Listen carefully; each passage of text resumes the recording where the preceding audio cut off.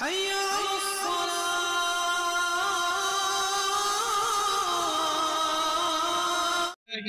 वश्शाकिरीन वल्हम्दुलिल्लाहि रब्बिल आलमीन। वक़ाल अल्लाहु तआला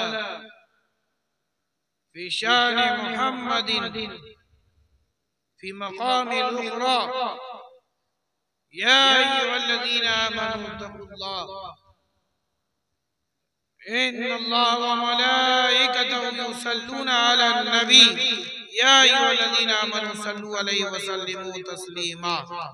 अल्लाहुम्मा सल्लि अला सय्यिदिना व शफ़ीअना व मौलाना मुहम्मदिन मादिनिल जूदि वल करम कमा तुहिब्बु व तर्दा बि अन तुसल्ली अलैहि सल्लल्लाहु तआला अलैहि वसल्लम।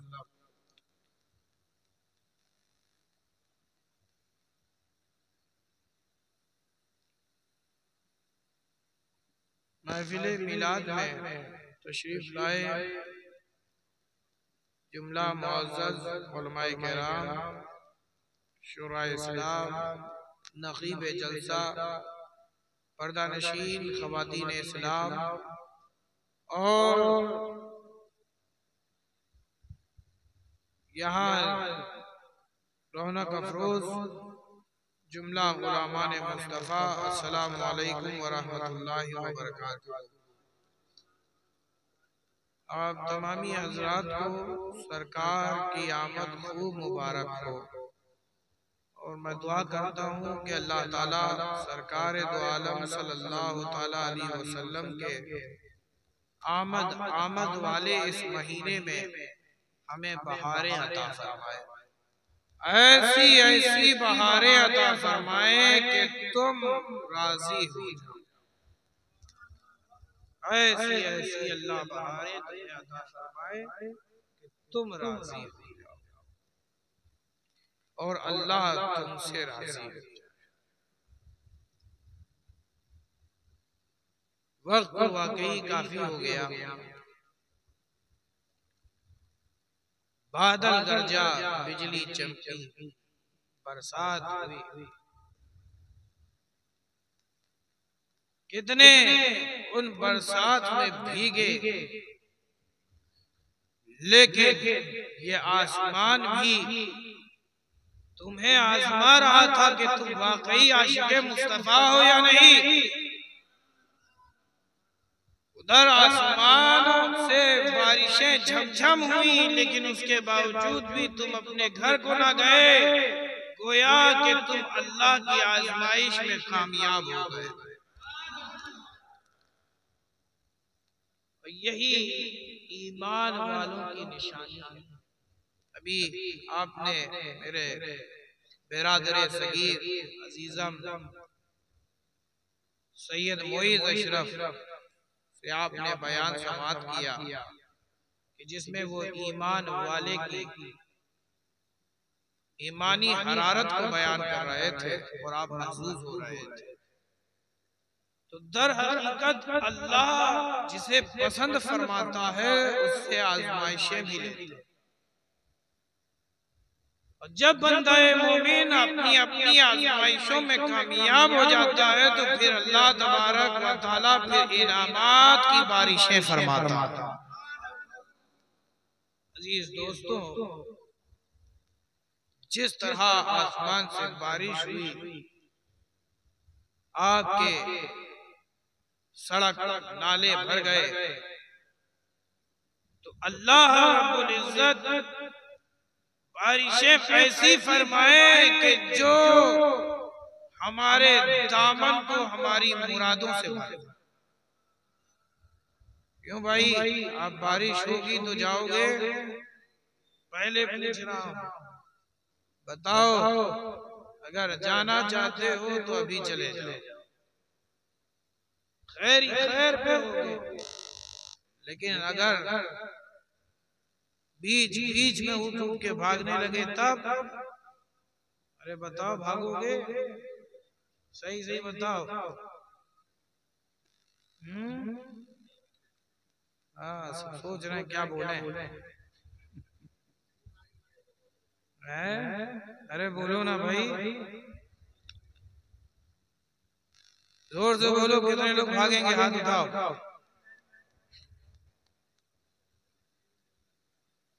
कितने लोग हैं जो नहीं भागेंगे? हाथ उठाओ भाई। इंशाअल्लाह तुम यहाँ बैठे रहो, आसमान भी नहीं बरसेगा।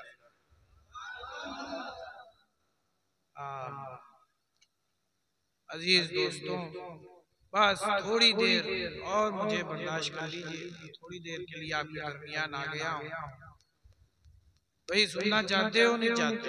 सुनोगे तो एक मर्तबा अकीदत मोहब्बत के साथ, पूरे जोश के साथ, लेकिन होश और निहायत ही अदब व एहतराम के साथ बारगाह रिसालत मआब सल्लल्लाहु तआला अलैहि वसल्लम में हदिये दुरूद पाक का नजराना पेश फरमाने पड़िए। अल्लाहुम्मा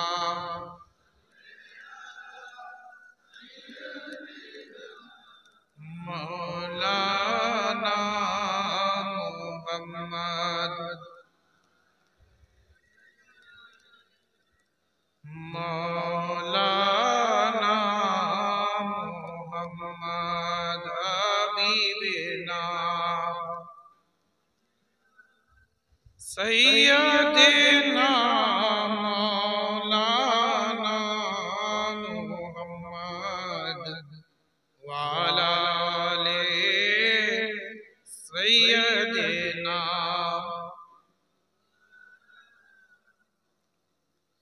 सल्लल्लाहु तआला अलैहि वसल्लम। आप कितने खुशनसीब हो कि, और मेरे साथ तो मामला ऐसा है कि जब तक कि कोई निस्बत का वक्त नहीं मिलता, मौका ही नहीं मैसर होता कि मैं कुछ बयान करूं। 1:34 हो रहा। पाक परवरदिगार यफ्ता है। यहाँ बैठे हम तीन हैं। तीनों से आपने एक ही बात समात की, वो कलामुल्लाह। और अल्लाह के कलामों में 4 मशहूर किताबें हैं। 4? अरे बोलो ना भाई, 4 मशहूर किताबें हैं कि नहीं? और तीनों से आप वही सुनो, है ना? अजीज दोस्तों, हम तीन को अपने दिल में बसा लो, फिर तीन नहीं होंगे, इंशाअल्लाह। दुआ करते हैं अल्लाह ताला आप सबके दिलों को हिदायत के लिए खोल दे।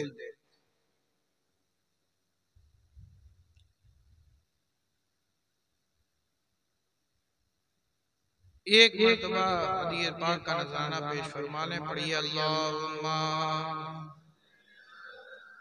सैयदना मौलाना मुहम्मद सैयदना मौलाना मुहम्मद सल्लल्लाहु तआला अलैहि वसल्लम। सिदरा पे नहीं है, सिदरा पे नहीं है कि सरे तूर नहीं है। सरकार दो आलम का कहाँ नूर नहीं है। सरकार दो आलम का कहाँ नूर नहीं है। वो दिल नहीं, पत्थर से भी बदतर है यकीन। वो दिल नहीं, पत्थर से भी बदतर है यकीनन। अरे पत्थर तो इशाराए मोहम्मदी पाकर पढ़ लिया था कलमा अबू जहल की मुट्ठी में, ला इलाहा इल्लल्लाह मुहम्मदुर रसूलुल्लाह सल्लल्लाहु तआला अलैहि वसल्लम। वो कैसे मुसलमान हैं जो पढ़ते तो ऐ नामे कलमा मोहम्मद मगर ईमान नहीं लाता। वो दिल नहीं, पत्थर से भी बदतर है यकीनन। आका की मोहब्बत से जो मामूर नहीं। आका की मोहब्बत से जो मामूर नहीं है। जन्नत तो है जन्नत, वो बहुत खूब है, लेकिन अजय बताइए, आप लोग जन्नत जाना चाहते हो भाई? कितने लोग जन्नत जाना चाहते हैं?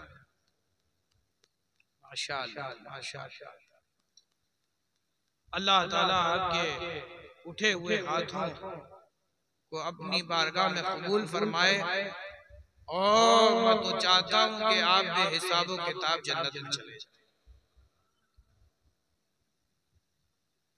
लेकिन सुनो, भरोसे क़यामत अगर खुदा हमसे पूछे कि बताओ तुम्हें जन्नत चाहिए या मुस्तफा का साथ चाहिए? जन्नत तो है जन्नत, वो बहुत खूब है, लेकिन जन्नत तो है जन्नत, वो बहुत खूब है, लेकिन सरकार ना हो तो मुझे मंजूर नहीं है। सरकार ना हो तो मुझे मंजूर नहीं है। अल्लाहुम्मा सल्ली अला सय्यिदना व शफीअना मौलाना मुहम्मदिन मादिनिल जूदि वल करम कमा तुहिब्बु व तर्दा बि अन तुसल्ली अलैहि सल्लल्लाहु तआला अलैहि वसल्लम।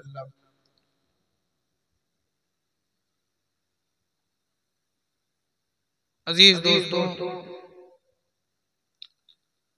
एक बहुत ही जामिया मुदल्लल आपने अजीजम पीर ज़ाहिद अशरफ अशरफीउल जिलानी मद्दज़िल्लाहुल आली वल नूरानी से समाअत फरमाया। इसी आयत पर जामे माने खिताब आपने फरमाया, और मैं इन्हीं की तकरीर से मुतासिर होकर मैंने भी इसी आयत जिस से आगाज हुआ था उसी पे इख्तिताम तो ज्यादा अदब के साथ आपने ये महफिल सजाई है, जोश के साथ आपने ये महफिल सजाई है, तो फिर ये जोश आखिर तक कायम रहना चाहिए या नहीं? अरे बोलो ना भाई। तो क्या बात है, तुम्हारे चेहरे पे थकान नजर आती है? मेरे प्यारो, नबी के जिक्र से तो आशिकों की थकान दूर हो जाती है।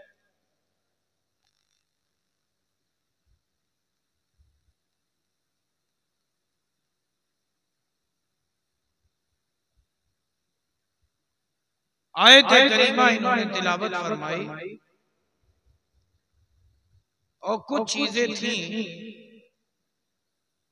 जो मेरे लिए मेरे छोटे भाई ने छोड़ दिया, और मैं बस उसी को बयान करके आपके दरमियान से इरशाद रब्बानी हुआ, कुल इन कुंतुम तुहिब्बुनल्लाह फत्तबिऊनी युहिब्बुकुमुल्लाह व यग़फिर लकुम ज़ुनूबकुम वल्लाहु गफूरुर रहीम। यानी महबूब आप फरमा दीजिए, महबूब आप फरमा दीजिए, इन कुंतुम तुहिब्बुनल्लाह, अगर तुम अल्लाह से मोहब्बत करते हो, फत्तबिऊनी, तुम मेरी इत्तिबा करो, मेरी पैरवी करो, युहिब्बुकुमुल्लाह, तो अल्लाह तुम्हें अपना महबूब बना लेगा, व यग़फिर लकुम ज़ुनूबकुम, और तुम्हारी खताओं को बख्श देगा, वल्लाहु गफूरुर रहीम, और अल्लाह ही है बख्शने वाला मेहरबान रहम फरमाने वाला। अजीज दोस्तों, आखिर रसूल की इत्तिबा इतनी जरूरी क्यों? अल्लाह ही को मान लेना काफी हो जाना चाहिए। रसूल की मोहब्बत इतनी खुदा को जरूरी क्यों कि बंदा अगर मुझसे मोहब्बत करने का दावा करता है तो दलील पे मोहम्मद अरबी को पेश करना होगा, क्योंकि दावा तुम्हारा है, दलील भी तुम्हें देनी होगी। अच्छा, कोई ये कहे कि दिन और रात का वजूद है, क्या दलील? कहा सूरज तुलू होता है तो रोशनी फैलती है, जब रोशनी फैलती है तो उसी को दिन कहते हैं। यह है दलील। दावा क्या था? रात और दिन। जब ये सूरज डूबता है तो रात वजूद में आती है, रात वजूद में आती है। तो जो अल्लाह से मोहब्बत करने का दावा करते हैं, जो ये कहते रहते हैं कि अल्लाह अल्लाह अल्लाह अल्लाह अल्लाह अल्लाह, तो ये मोहब्बत नहीं, बारगाह खुदा में कबूल। जब तक के उसके दिल में महबूब खुदा ना हो, जिस दिल में मोहब्बत नहीं, उसके दिल में खुदा भी नहीं रह सकता। उसके दिल में खुदा भी नहीं रह सकता। अच्छा, अल्लाह हमारे लिए अगर काफी है,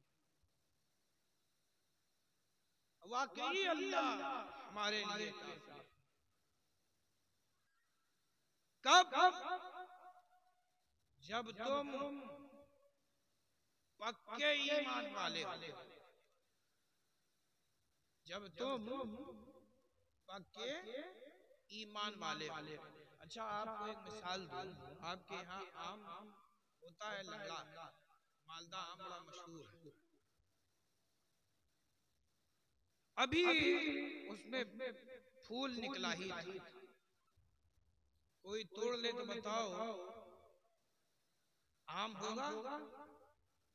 अरे बोलो ना भाई, अभी फूल निकला ही था, दरख्त पे लगा हुआ था, फूल था, तोड़ ले कोई, ले आए उसी फूल को, कहे कि 3 महीना 4 महीना 5 महीना 1 साल आम होगा कि नहीं होगा? अरे बोलो ना भाई। चलो, फूल कुछ दिन तक और दरख्त में लगा रहा, छोटे छोटे आम बाहर निकल आए, छोटे छोटे, तोड़ ले आए, और पूरा मौसम उसे वही दे जो दरख्त को मिलता है। तो बताओ वो छोटा छोटा आम बड़ा होगा? अरे बोलो ना भाई। लेकिन जब वो आम अपने मुकम्मल साइज में आ जाता है और उसे अगर आप तोड़ भी लो तो बताओ दरख्त पर भी आम पकता है कि नहीं पकता? अरे बोलो ना भाई।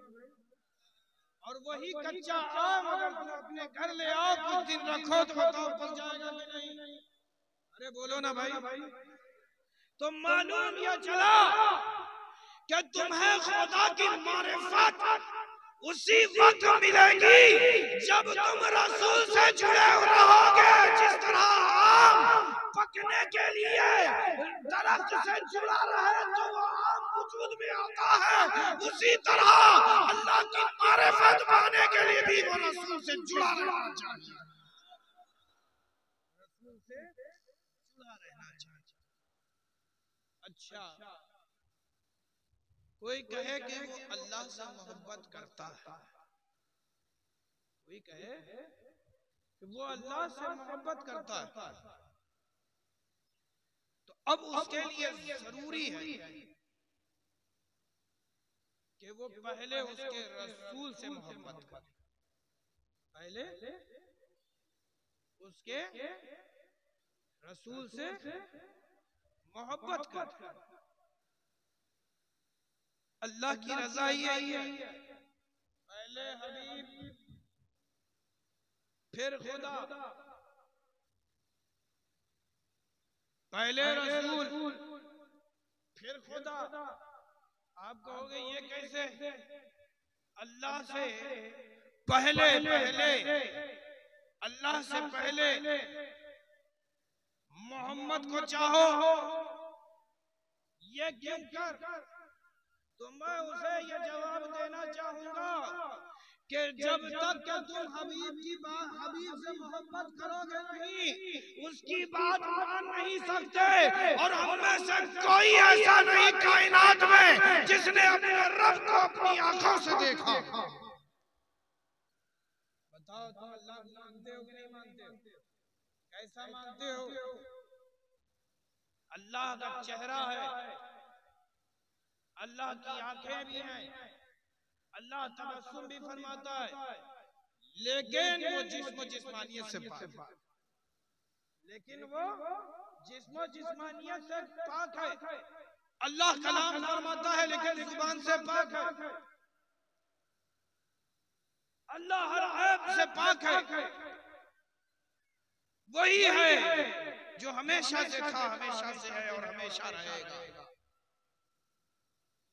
आपने खुदा को माना पहले या मुस्तफा को माना? अरे बोलो ना भाई। आपने ये बात मानी कब? जब आपने हबीब को चाहा, और जब हबीब को चाहा तो फिर उसकी बातों को भी मान लिया, तो फिर उसकी बातों को भी मान लिया। हदीस में है, आपने फरमाया वो उम्मत जो रब के सामने पेश होगी और कहेगी कि अगर हमारे दरमियान तेरा पैगंबर आता तो हम हरगिज ये खता और गुनाह करके नहीं आते। अगर कमा तेरे नबी ने, तेरे रसूल ने पैगाम पहुंचाया होता तो हम क्या इस हाल में तेरे पास आते? अल्लाह, हम गुनाहों से पाक साफ तेरे पास आते। नबी को बुलाया जाएगा, नबी से पूछा जाएगा, बताओ तुम्हारी उम्मत क्या कहती है? तो वो नबी कहेंगे कि अल्लाह मेरी उम्मत झूठ बोलती है। तो अल्लाह कहेगा तुम्हारे पास कोई गवाह है? तो गवाही के तौर पे किसी और को नहीं बल्कि हमें तुम्हें पेश किया, गवाही के तौर पे हमें तुम्हें पेश किया जाएगा और हम गवाही देंगे कि अल्लाह तेरा ये नबी अपने कहने में सच्चा है। रब हमसे पूछेगा, ये बताओ कि तुमने तो मेरे नबी का जमाना नहीं पाया, वक्त नहीं पाया, मुलाकात नहीं की, देखा भी नहीं। जैसा कि अभी मोइज़ मियां ने ऐसा भी ईमान वाले जिस पर ताज्जुब होता है वो हमें, आपने अभी समाप्त किया ना, हदीस की रोशनी में सुने, उम्मत मोहम्मदिया के मकाम को समझें, अपने मकाम को जान लें। रब हमसे पूछेगा, ये बताओ कि तुमने न जमाना पाया, न वक्त पाया, न मुलाकात की है, तो फिर तुम कैसे ये कह रहे हो कि मेरा रसूल कहने में सच्चा है? तो जानते हो हम कहेंगे कि ऐ बारी ताला, ये तो बहुत छोटी और मुख्तसर सी बात है, हमने तो तुझे भी माना तो अपने रसूल के कहने में। तो मालूम ये चला कि अल्लाह से मोहब्बत हो ही नहीं सकती इससे पहले कि वो जनाबे अहमद मुस्तफा मोहम्मद रसूलुल्लाह सल्लल्लाहु अलैहि वसल्लम को अपने दिल में बसा ले। जब दिल में रसूल होंगे तो फिर अल्लाह की मारिफत होगी, है ना? फिर अल्लाह की मोहब्बत पैदा होगी। अजीज दोस्तों, रसूलुल्लाह सल्लल्लाहु अलैहि वसल्लम की इत्तिबा क्यों इतनी जरूरी है? जरा सुनिए, जरा सुन लीजिए, क्यों इतनी इत्तिबा जरूरी है, इस चीज को समझें। इंसान ये अक्ल और शऊर वाली मालूमात, ये इंसान जो है अक्ल भी रखता है, शऊर भी रखता है, अच्छी और बुरी चीजों को इंसान समझ लेता है कि ये अच्छी चीज है, ये बुरी चीज है। बताओ समझता है कि नहीं समझता? लेकिन सब कुछ समझते हुए भी इंसान करता बुरा ही, इंसान करता बुरा ही है।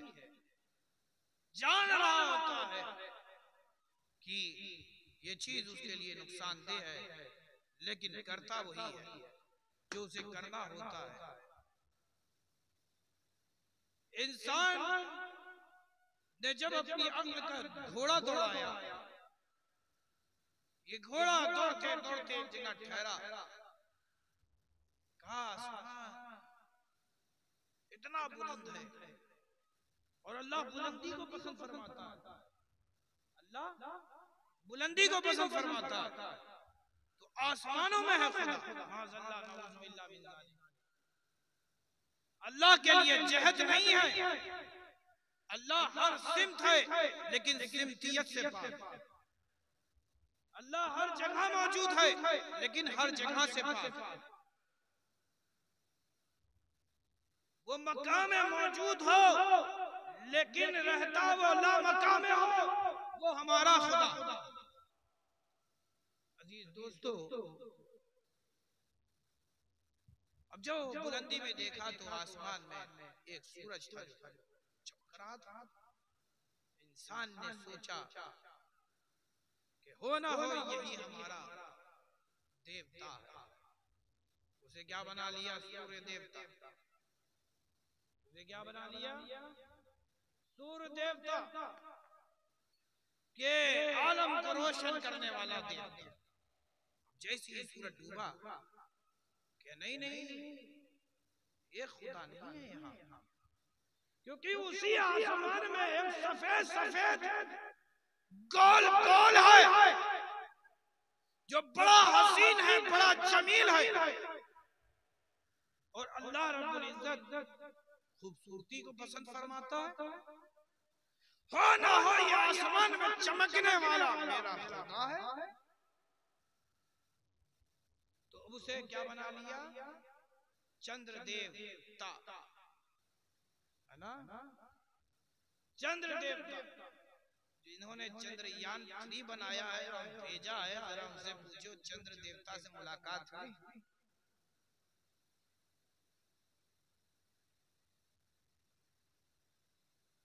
अब जो जमीन पे गौर किया तो जमीन ने जो है खाने पीने की अशिया फराहम कर दी। एक से एक लजीज से लजीज खाने तुम्हें ये जमीन के जरिए मिल रहा है। और अल्लाह वो है जो नफा देता है। अल्लाह वो है जो नफा देने वाला। तो इंसान ने कहा ये जमीन तो नफा देने वाली है, हो ना हो ये जमीन ही हमारी देवता है। हो ना हो ये जमीन हमारी देवता है। तो जानते हो कोई भी मकान या कोई भी तामीरात बनाने वाली एक कौम है कि ये तामीरात बनाती तो पहले भूमि पूजा, पहले जमीन को पूजेंगे हम। चांद को पूजा नहीं थके, सूरज को पूजा नहीं थके। अब दरख्तों से फल खाए, दरख्तों की भी पूजा। अरे जिसने दरख्त जो फल दे रहा है उसकी पूजा नहीं, पीपल की पूजा।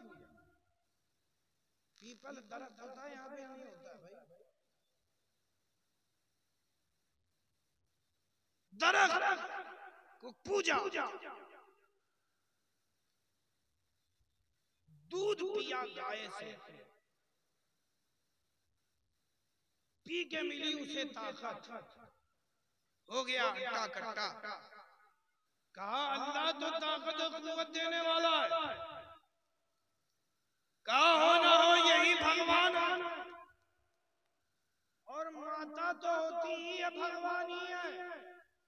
जन्म देने वाला तो खुदा होता है और जन्म देने वाली तो माँ हो रही है, तो माँ को खुदा बना दिया। अजीज दोस्तों, इंसान ने अपनी अकल से न जाने कितने मामलों को बना दिया। जिसने जैसा ये बारिश हो रही है ना, बारिश का भी देवता, रिस्क देने वाला देवता, जिंदगी देने वाला देवता, मौत देने वाला देवता। जैसे जैसे उस पर जमाना गुजरता चला गया, ये एक पे नहीं रहे बल्कि अनेक बनाते चले गए। जिससे डरना चाहिए था उससे न डरे बल्कि उसके बनाई चीजों से डरते चले गए। लेकिन जब उसी समाज में हमारा रसूल जब अपनी आन बान शान के साथ जलवा नुमा होता है तो उसी के इशारे से कायनात का निजाम चलता हुआ नजर आता है, उसी के इशारे से चांद को टुकड़े में होता हुआ नजर आता है, उसी के चाहने से डूबा हुआ सूरज भी फिरता हुआ नजर आता है। अरे रसूल अगर दरख्त पर आराम टेक लगा के आराम करें तो रसूल की जियारत के लिए दरख्त अपनी जड़ों समेत अपने अपनी जगह से निकलकर रसूल के कदमों को सजदा करे, बोसा दे और अपने अपनी मकाम पे लौट जाए। सिद्दीक के अकबर खबर दे, ऐ रसूल जब आपको आग लगी थी, जब आप आग बंद करके लेटे हुए थे तो मैंने एक अजीब मंजर देखा कि दरख्त जो हिलता नहीं, जो ढुलता नहीं, लेकिन ऐ हबीब आप यहाँ पे इस दरख्त को टेक लगा करके आराम फरमाते। ऐ हबीब दरख्त को जलन हो गई, दरख्त को जलन हो गई, जलन कि एक ही तरफ से क्यों? अरे हम भी तो उसी जिन्स के हैं, चलो चलो ये तो सारे आलम के लिए रहमत है, इन्हीं के करीब हो जाओ। अजीज दोस्तों वो दरख्त उसी रहमत को पाने के लिए आए ले चले गए। अजीज दोस्तों रसूल रहमत सल्लल्लाहु अलैहि वसल्लम ने जब ये सारे कारनामे किए, किसी ने जादू कहा, किसी ने कुछ कहा, किसी ने कुछ कहा, और अभी करते चले जा रहे हैं। किसी ने अपने जैसा कहा, किसी ने रसूल के इल्म को किसी और से मुआज़ना किया। मेरे प्यारों रसूल करीम सल्लल्लाहु अलैहि वसल्लम को अल्लाह ने अपने गैब की खबरें बता दी और रसूल रहमत सल्लल्लाहु अलैहि वसल्लम जानने वाले। ऐ मेरे प्यारों तो रसूल करीम सल्लल्लाहु अलैहि वसल्लम पर एक मर्तबा दुरूद पाक का नजराना पेश फरमा लें। पढ़िए अल्लाहुम्मा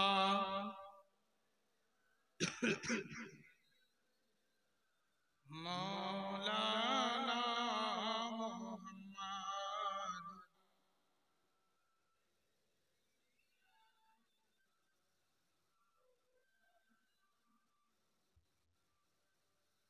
अजीज दोस्तों रसूल की इत्तिबा इतनी जरूरी क्यों?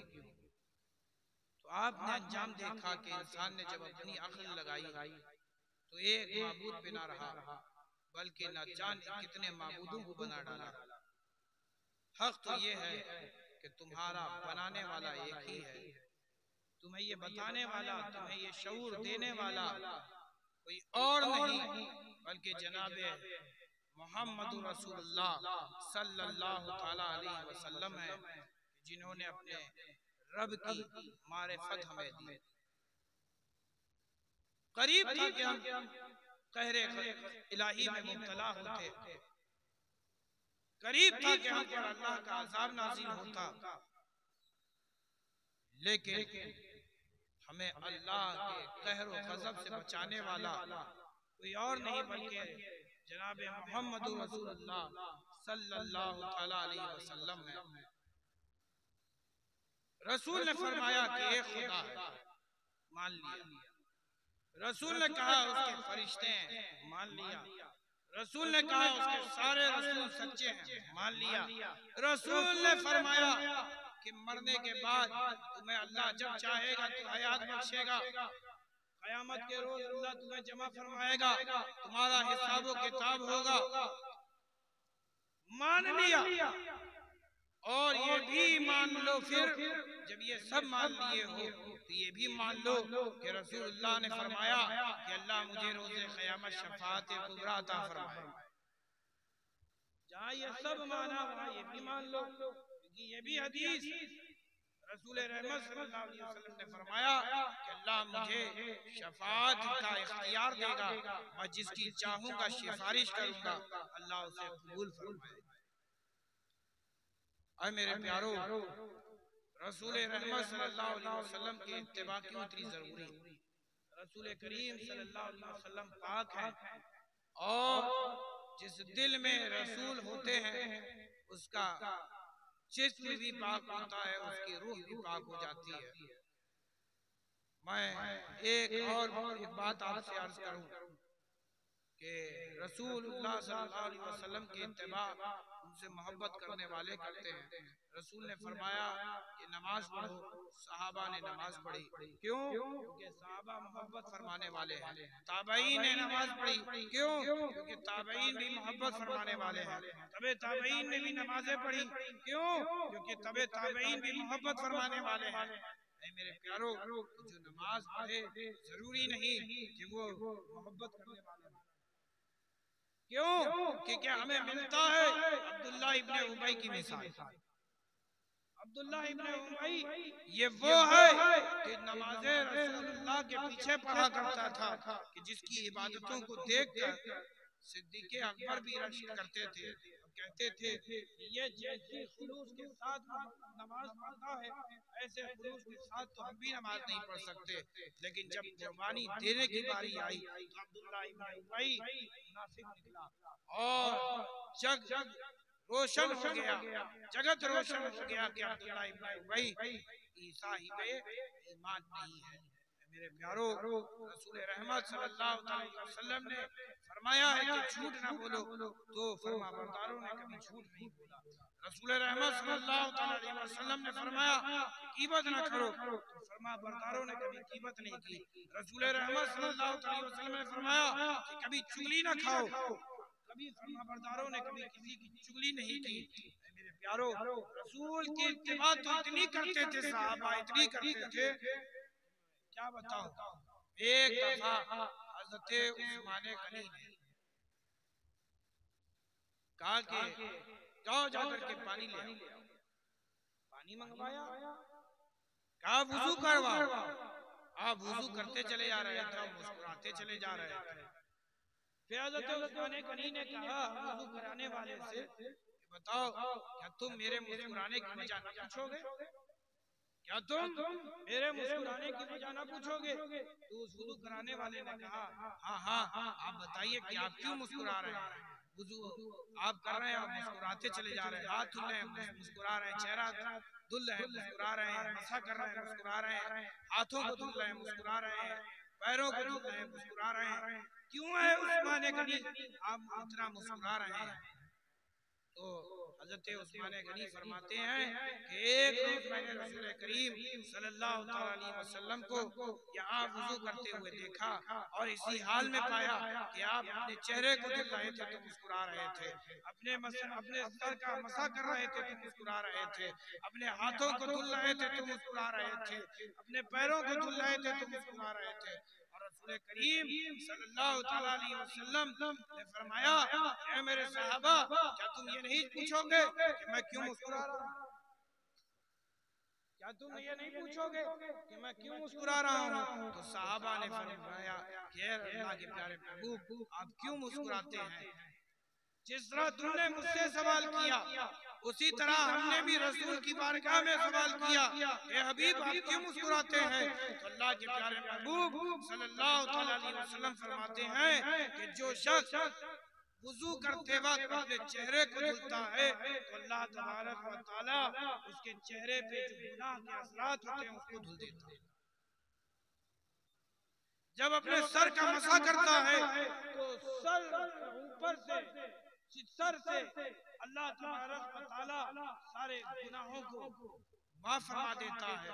जब हाथों को धुलता है तो अल्लाह तबारक व तआला हाथों से होने वाले गुनाहों को बख्श देता है। और जब पैरों को धुलता है तो अल्लाह तबारक व तआला उसके पैरों से होने वाले गुनाहों को भी अल्लाह तबारक व तआला बख्श देता है। वयग़फ़िर लकुम ज़ुनूबकुम व ख़तायाकुम। मेरे प्यारो, वो अल्लाह है कि जो तुम्हारी खताएं हैं, जो तुम्हारी गुनाहें हैं, अल्लाह तबारक व तआला उसे बख्श देता है।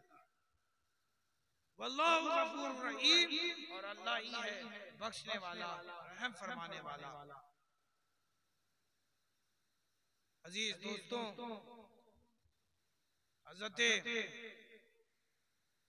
भैया और सुनोगे बस खत्म है? नहीं सुनोगे? नहीं सुनोगे, मैं मालूम ना, चेहरे पे वो है ही नहीं, चमक ही नहीं। सुनोगे नहीं सुनोगे भाई?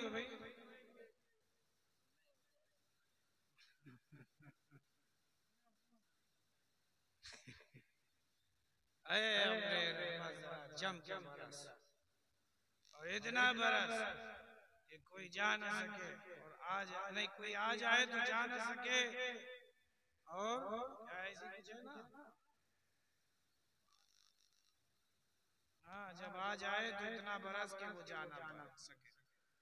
मौलाना साहब इसीलिए बैठे कि जा नहीं पा रहा। खैर, ये रसूल का जिक्र है, रसूल की महफिल है। रसूल करीम सल्लल्लाहु अलैहि वसल्लम से सहाबा को इतनी उल्फत, इतनी मोहब्बत, रसूलुल्लाह सल्लल्लाहु अलैहि वसल्लम जैसा किया करते वैसे ही सहाबा उनकी इत्तिबा करना पसंद फरमाते, वैसे ही इत्तिबा करना चाहते। एक दिन हज़रत उस्मान गनी को लोगों ने देखा कि चबूतरे पे बैठे हैं और बर्तन से बकरी का गोश्त खा रहे हैं। साथियों ने कहा कि क्यों, क्या बात है भाई, क्यों तुम यहाँ बैठ करके खाना खा रहे हो, घर में क्यों नहीं खाते हो?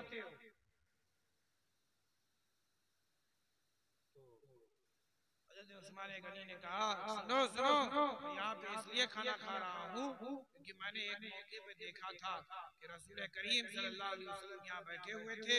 एक सहाबी हदिये में वो गोश्त का टुकड़ा लेकर के आया जिसे रसूल करीम सल्लल्लाहु अलैहि वसल्लम बड़े शौक से खाया करते थे, पसंद फरमाते थे। तो आपने हमारे झुरमुट में उसी जगह, उसी अंदाज में जैसे रसूल करीम सल्लल्लाहु अलैहि वसल्लम ने खाया था वैसे ही उस्मान गनी भी खा रहे थे। तो है मेरे प्यारो, ये रसूल से मोहब्बत करने वालों का हाल है, ये रसूल की इत्तिबा पैरवी करने वाले का हाल है।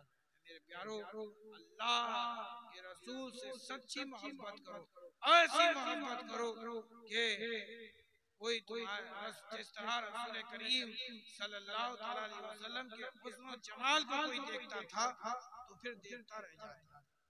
ये हुस्न तुम्हें भी आ सकता है। क्यों?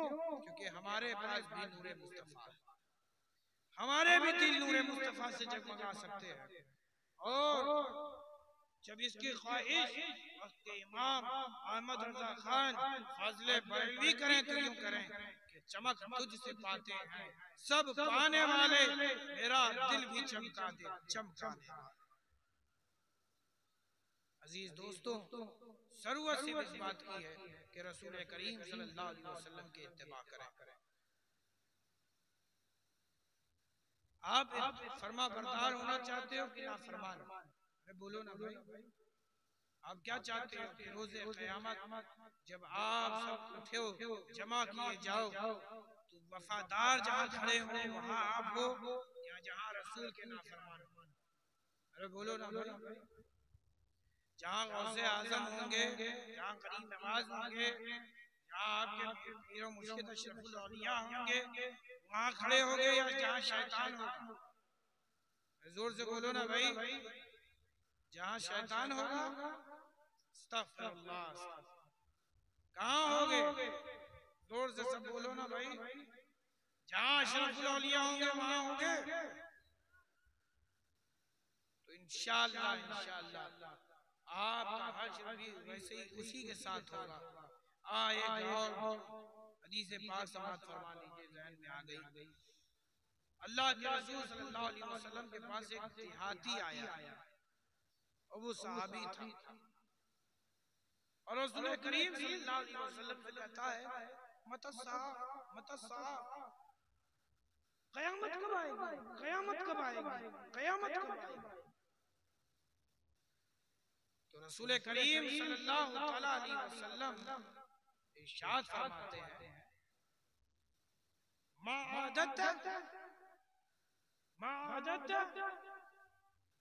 क्या तुमने उसकी तैयारी कर ली है? जो पूछ रहे हो, क्या तुमने अपनी तैयारी कर ली है जो तुम पूछ रहे हो? तो वो कहता है कि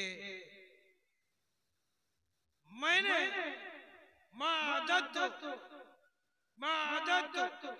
वलेकिन अना उहिब्बुल्लाह व रसूलुहु, लेकिन मैंने तो कोई तैयारी नहीं की है मगर इतना कि मैं अल्लाह और उसके रसूल से मोहब्बत करने वाला हूँ। तो अल्लाह के रसूल सल्लल्लाहु अलैहि वसल्लम फरमाते हैं कि अंता मा अहब्बक, कि तुम उसके साथ होगे कि तुम जिससे मोहब्बत फरमाते हो। ऐ मेरे प्यारो, अगर तुम रसूल से मोहब्बत करने वाले होगे, असहाबे रसूल से मोहब्बत करने वाले होगे, औलिया अल्लाह से मोहब्बत करने वाले होगे, तो तुम्हारा हश्र भी नहीं। तो इस चीज को जब हज़रत अब्दुल्ला ने सुना तो खुशखबरी सुनाने लगे कि मुबारक हो, मुबारक हो, मुबारक हो कि रसूल करीम सल्लल्लाहु अलैहि वसल्लम ने फरमाया कि जो जिससे मोहब्बत करता है उसका हश्र उसी के साथ होता है। तो है मेरे प्यारो, वो सहाबा थे, रसूल से मोहब्बत फरमाते थे, ऐसी वैसी मोहब्बत नहीं, बल्कि मोहब्बत का आलम तो ये था कि सहाबा देखते कि रसूल करीम सल्लल्लाहु अलैहि वसल्लम वुजू फरमा रहे होते, तो वुजू के कतरात होते जो जिसमें अतहर से जुदा होकर जमीन की तरफ जा रहे होते थे। सहाबा हाथों को कुछ इस अंदाज में फैला लेते और जिसमें अतहर से बहने वाले हर कतरे को अपनी इस तरीके से बनाकर प्याला बनाकर उसे रखते, जमा करते और उस पानी को पी लिया करते, अपने चेहरे पे मस्क कर लेते, अपने सीने पे लगा लिया करते। मोहब्बत करने वालों का मोहब्बत रसूल की ऐसी थी, ये आप के एक सहाबी से रसूल करीम सल्लल्लाहु अलैहि वसल्लम ने फरमाया कि फला जाओ, ये तश्त है और वो पचना आप जानते हैं, सिंगी सींग लगा करके जो फासिद खून लोग निकलवाते हैं उसको क्या कहते हैं यहाँ?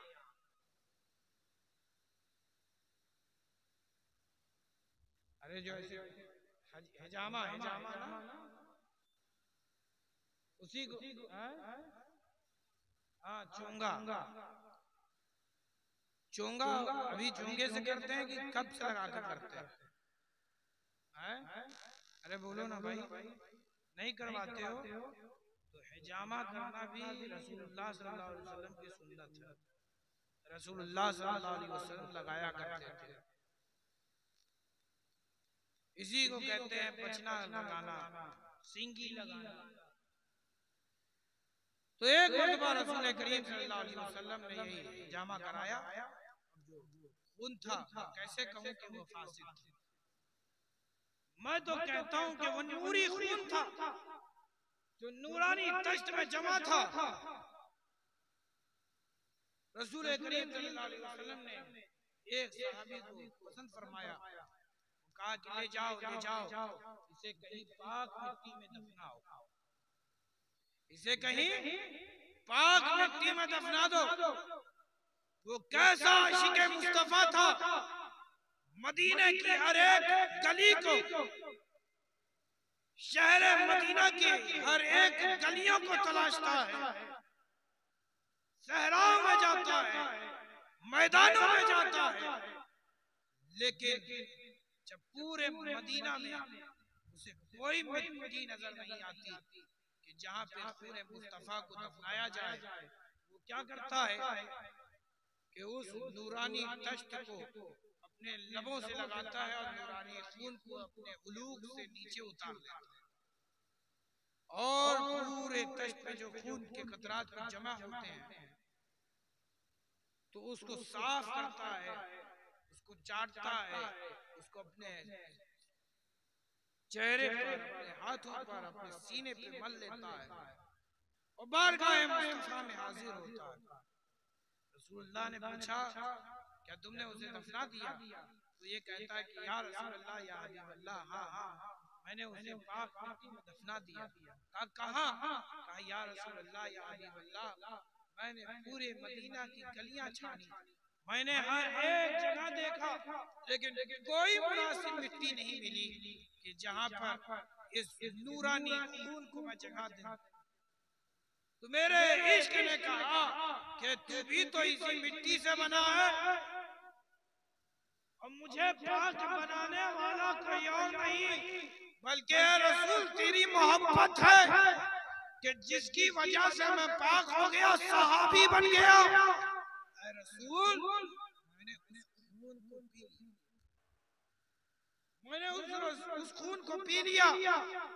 जानते हो रसूल करीम सल्लल्लाहु अलैहि वसल्लम मुस्कुराते हैं और फरमाते हैं कि सहाबी सुनो, तुम पर तुम्हारी औलादों पर जहन्नम की आग हराम। जरा सोचो, जो रसूल के जिस्म में दौड़ने वाला खून जब वो बाहर निकले और कोई उसे अपने दिल में जगह दे दे तो जहन्नम की आग उस पर हराम हो जाए, तो जरा सोचो है मुसलमानों कि रसूल के मुंह से निकलने वाली वो हसीन तालीमात कोई उसे अपने कानों से सुने और दिलों में उतार ले और फिर उस पर अमल करे, तो भला कैसे ये मुमकिन हो सकता है कि उसे जहन्नम में जाए? मेरा आखिर उसका मकाम। मेरे प्यारो, रसूल करीम सल्लल्लाहु अलैहि वसल्लम की कई तालीमात में से एक तालीम है कि अल्लाह से डरो, उससे माफी के तलबगार हो जाओ और जो शख्स गुनाहों से तौबा कर लेता है तो वह ऐसा हो जाता है कि जैसा उसने कभी कोई गुनाह किया ही नहीं है। तो आइए थोड़ी देर के लिए अपने अमाल, अपने किए पर शर्मिंदा होते हैं और याद करते हैं कि क्या हमने किया है अब तक। अपनी उम्र देखिए, इस उम्र में गुजारे लम्हात को याद कीजिए, बचपन देखिए, जवानी देखिए और अभी तक के गुजरते उम्रों को देखिए। कोई ऐसा लम्हा, कोई दिन, कोई खता आपको याद आ जाए तो रब के हुजूर पेश कर देना। अल्लाह बड़ा रहीम है, बड़ा करीम है, बड़े से बड़े खताओं गुनाहों को बख्श देने वाला है।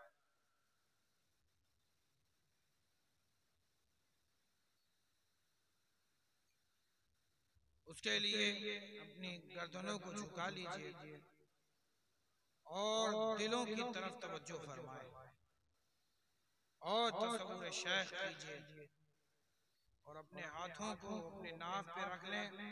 मेरी माँ बहनें, जहाँ भी मेरी आवाज जा रही है, माँ बहनें सुन रही हैं, तो वो अपनी अपनी जगह अपने सीने पर अपने हाथों को रख लें और मुराक़बा और मुहासबा करें।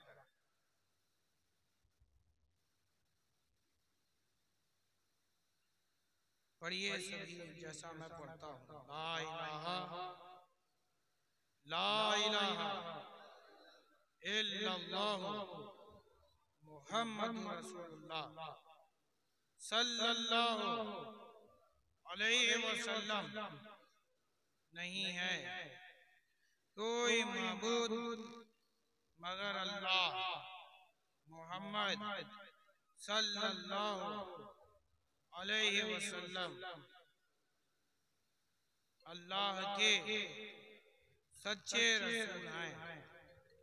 अस्तगफिरुल्लाह रब्बी मिन कुल्ली ज़ंबिन व अतूबु इलैह।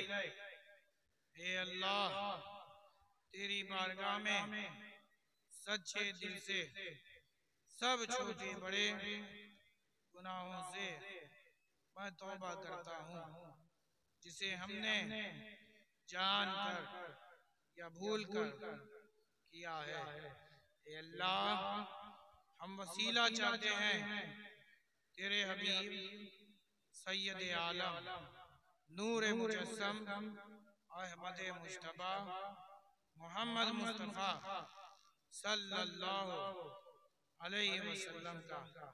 या अल्लाह, तू हमारी तौबा को कबूल फरमा और हमारा हश्र मुस्तफ़ा जान रहमत के साथ ही फरमाना। आमीन आमीन आमीन। देखिए, आपने थोड़ी देर के लिए मुराक़बा किया, मुहासबा किया। देखिए, आपको याद आ गया कि आपने उम्र कैसी गुजारी है। कोई अच्छी नहीं गुजारी होगी। खता यकीनन कोई ना कोई आपके सामने, आपकी आंखों के सामने आ गया होगा। वो ऐसी गलती है कि अगर अल्लाह रब्बुल इज्जत चाहे तो उस गलती के जर्रे के बराबर भी अगर हमसे कोई गलती होती, या उस जर्रे के बराबर भी अगर कोई गलती होती, तो हमारा मामला कोई बहुत आसान नहीं होता, बड़ा सख्त और पेचीदा होता।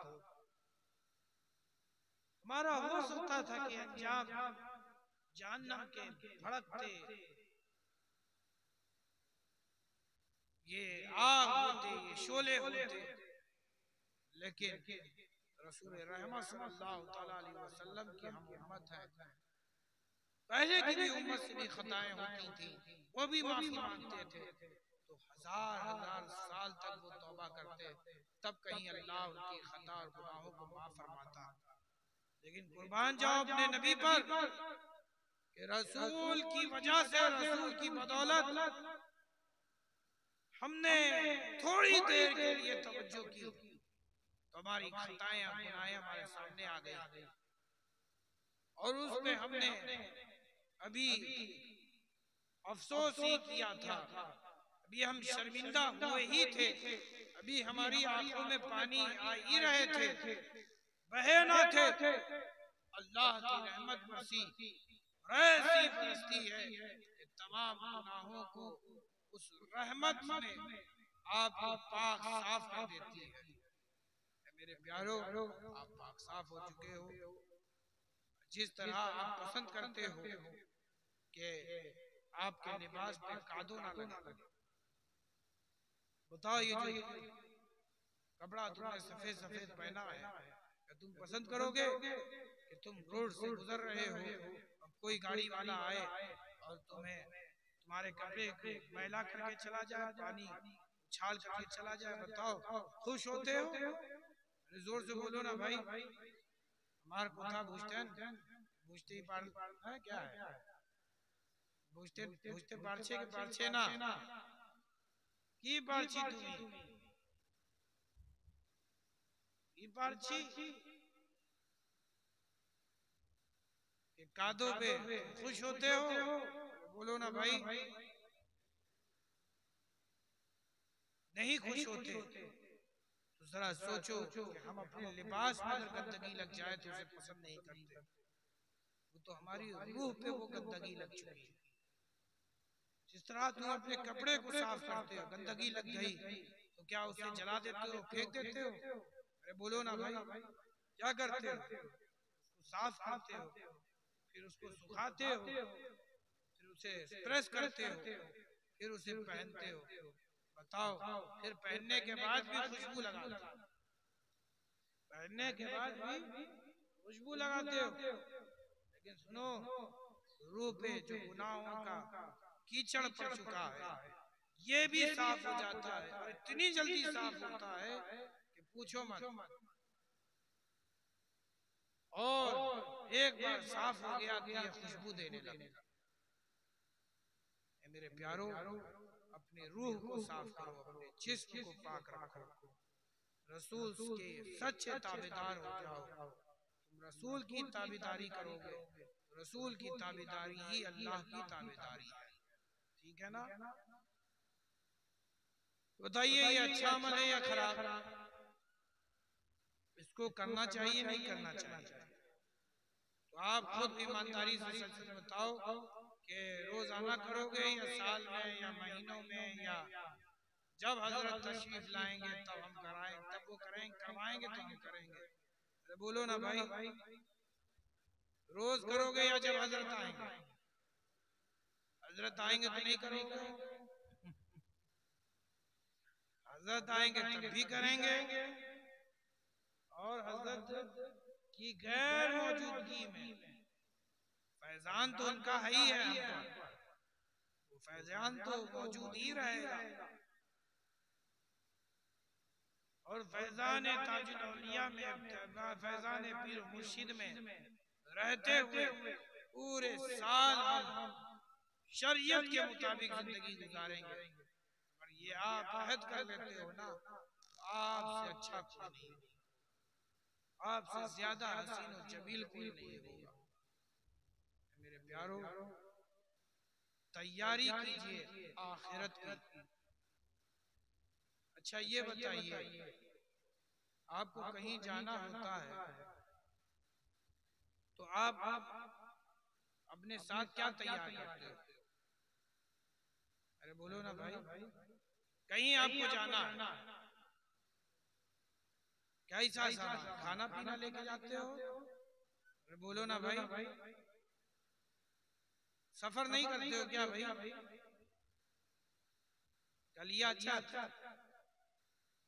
यही है ना कलिया अच्छा। तो हमारे यहाँ जो है क्या को देहाती में कहते हैं का, और लिया तो लिया है। ये सब कारोबारी लोग हैं, चेक से बड़ा काम होता है। का लिया चेक, कितने का लिया चेक? मेरे प्यारो, मैं तुम्हें चेक करने आया हूँ कि तुम कितने पानी में। देखो आज खूब पानी हो बरस रहा है, और आप अगर इतना इतना भी पानी हो जाए तो भी मुझे यकीन है कि कोई यहाँ से नहीं जाएगा। तो आप कामयाब हो गए हो। और जरूरत इस बात की है कि आप अपने आप के अंदर झांकिए और देखिए कि हमने क्या किया अब तक, क्या हमें करना चाहिए था, क्या हम करते तो और बेहतर होता है कि नहीं? तो क्या ये नहीं हो सकता कि आप 5 मिनट अपने लिए निकाल लो? क्या ये बहुत भारी है? अरे बोलो ना भाई, 24 घंटा आप बहुत बिजी रहते हो। अरे बोलो ना भाई, नहीं बिजी रहते ना? क्या ऐसा नहीं हो सकता कि 24 घंटे में 5 मिनट खाली आप अपने लिए निकाल, गोशा नशीनी इख्तियार करो, सबसे मुनक़ता हो जाओ उस 5 मिनट में, और अल्लाह को याद करो, उसके जाहो जलाल को याद करो। जिस रोज अल्लाह गज़बनाक होगा उस रोज को याद करो। जिस रोज हमारे तुम्हारे अमाल को रब के हुजूर पेश किया जाएगा उसको याद करो। फिर अपने अमाल का जायजा लो, देखो तुमने क्या किया है। झूठ बोला है, चुगली की है, ग़ीबत की है, माँ बाप के साथ बदतमीजी की है। तो ऐ मेरे प्यारो, वबिल वालिदैन इहसाना, वालिदैन के साथ एहसान करो, ये कुरान फरमा रहा है। अगर तुमने अपने वालिदैन के साथ अच्छा सलूक नहीं किया है तो अल्लाह तबारक व तआला रोज़े क़यामत तुमसे पूछेगा। अगर वालिदैन जिसके भी मौजूद हैं, गनीमत जानो, नेमत जानो, और अपने वालिदैन की खिदमत करो। जिनके गुजर गए उनके लिए दुआए मग़फ़िरत करते रहो। फत्तबिऊनी युहब्बिकुमुल्लाह। सदक़ल्लाहुल अज़ीम व बल्लगना रसूलुहुन नबियुल करीम व नहनु अला ज़ालिका मिनश शाहिदीन व शाकिरीन वल्हम्दुलिल्लाहि रब्बिल आलमीन। स्टेज पे जलवा अफरोज बरादर कबीर हजरत अल्लामा व मौलाना सैयद शाह ओहदुद्दीन माद अशरफी जिलानी और बरादर कबीर हजरत अल्लामा व मौलाना सैयद शाह मोहिद अशरफी जिलानी और दीगर उलमाए किराम, मुफ्तियान निज़ाम और इस बज़्म में आने वाली अवाम, अस्सलामु अलैकुम व रहमतुल्लाहि व बरकातुहू। आइए हम और आप सबसे पहले बारगाह बेकस पनाह हुजूर पुरनूर सरवरे आलम नूरे मुजस्सम अहमद मुस्तफ़ा मोहम्मद मुस्तफ़ा सल्लल्लाहु ताला अलैहि वसल्लम की बारगाह में दूध पाक का नज़राना अक़ीदत पेश करिए। पढ़िए अल्लाहुम्मा सय्यदना मौलाना मुहम्मद वाला आले सय्यदना मौलाना मुहम्मद। मोहम्मद की मोहब्बत दीन हक की शर्त अव्वल है। मोहम्मद की मोहब्बत दीन हक की शर्त अव्वल है। वो अगर इसी में खामी तो सब कुछ नामुकम्मल है। सल्लल्लाहु ताला अलैहि वसल्लम। मैंने अभी जिस आयत करीमा की तिलावत करने का शर्फ पाया है, अल्लाह तबारक व तआला कुरान मुक़द्दस में इरशाद फरमाता है कि ए मेरे महबूब, आप लोगों से कह दीजिए कि अगर तुम चाहते हो कि अल्लाह तुमसे मोहब्बत करे, फत्तबिऊनी युहब्बिबकुमुल्लाह, तो मेरी इत्तिबा करो, अल्लाह तुमसे मोहब्बत करेगा। अजीज़ान मिल्लत इस्लामिया, ना मैं कोई मुकर्रिर हूँ, ना मुझे कोई तकरीर करने आती है। मेरे दोनों भाई बैठे हैं बगल में, उनके हुक्म से मैं आपके सामने कुछ बोलने की कोशिश कर रहा हूँ।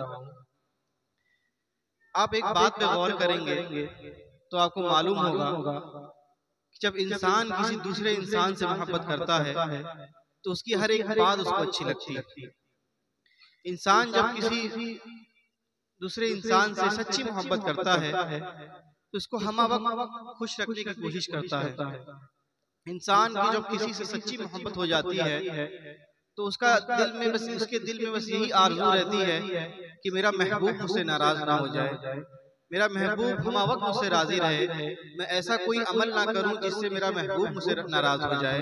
इसीलिए अल्लाह तबारक व तआला ने कुरान मुक़द्दस में इरशाद फरमा दिया कि ए लोगों, अगर तुम चाहते हो कि मेरी रहमतें तुम पे बरसे, ए लोगों अगर तुम चाहते हो कि मैं तुम्हारा दोस्त बन जाऊं, ए लोगों अगर तुम चाहते हो कि मैं दावा करूं कि मैं तुमसे मोहब्बत करता हूं, तो फत्तबिऊनी, मेरे नबी की इत्तिबा करो। तो इस बात से ये बात साबित होती है कि अगर हमको अल्लाह को राजी करना है तो पहले नबी को राजी करना होगा।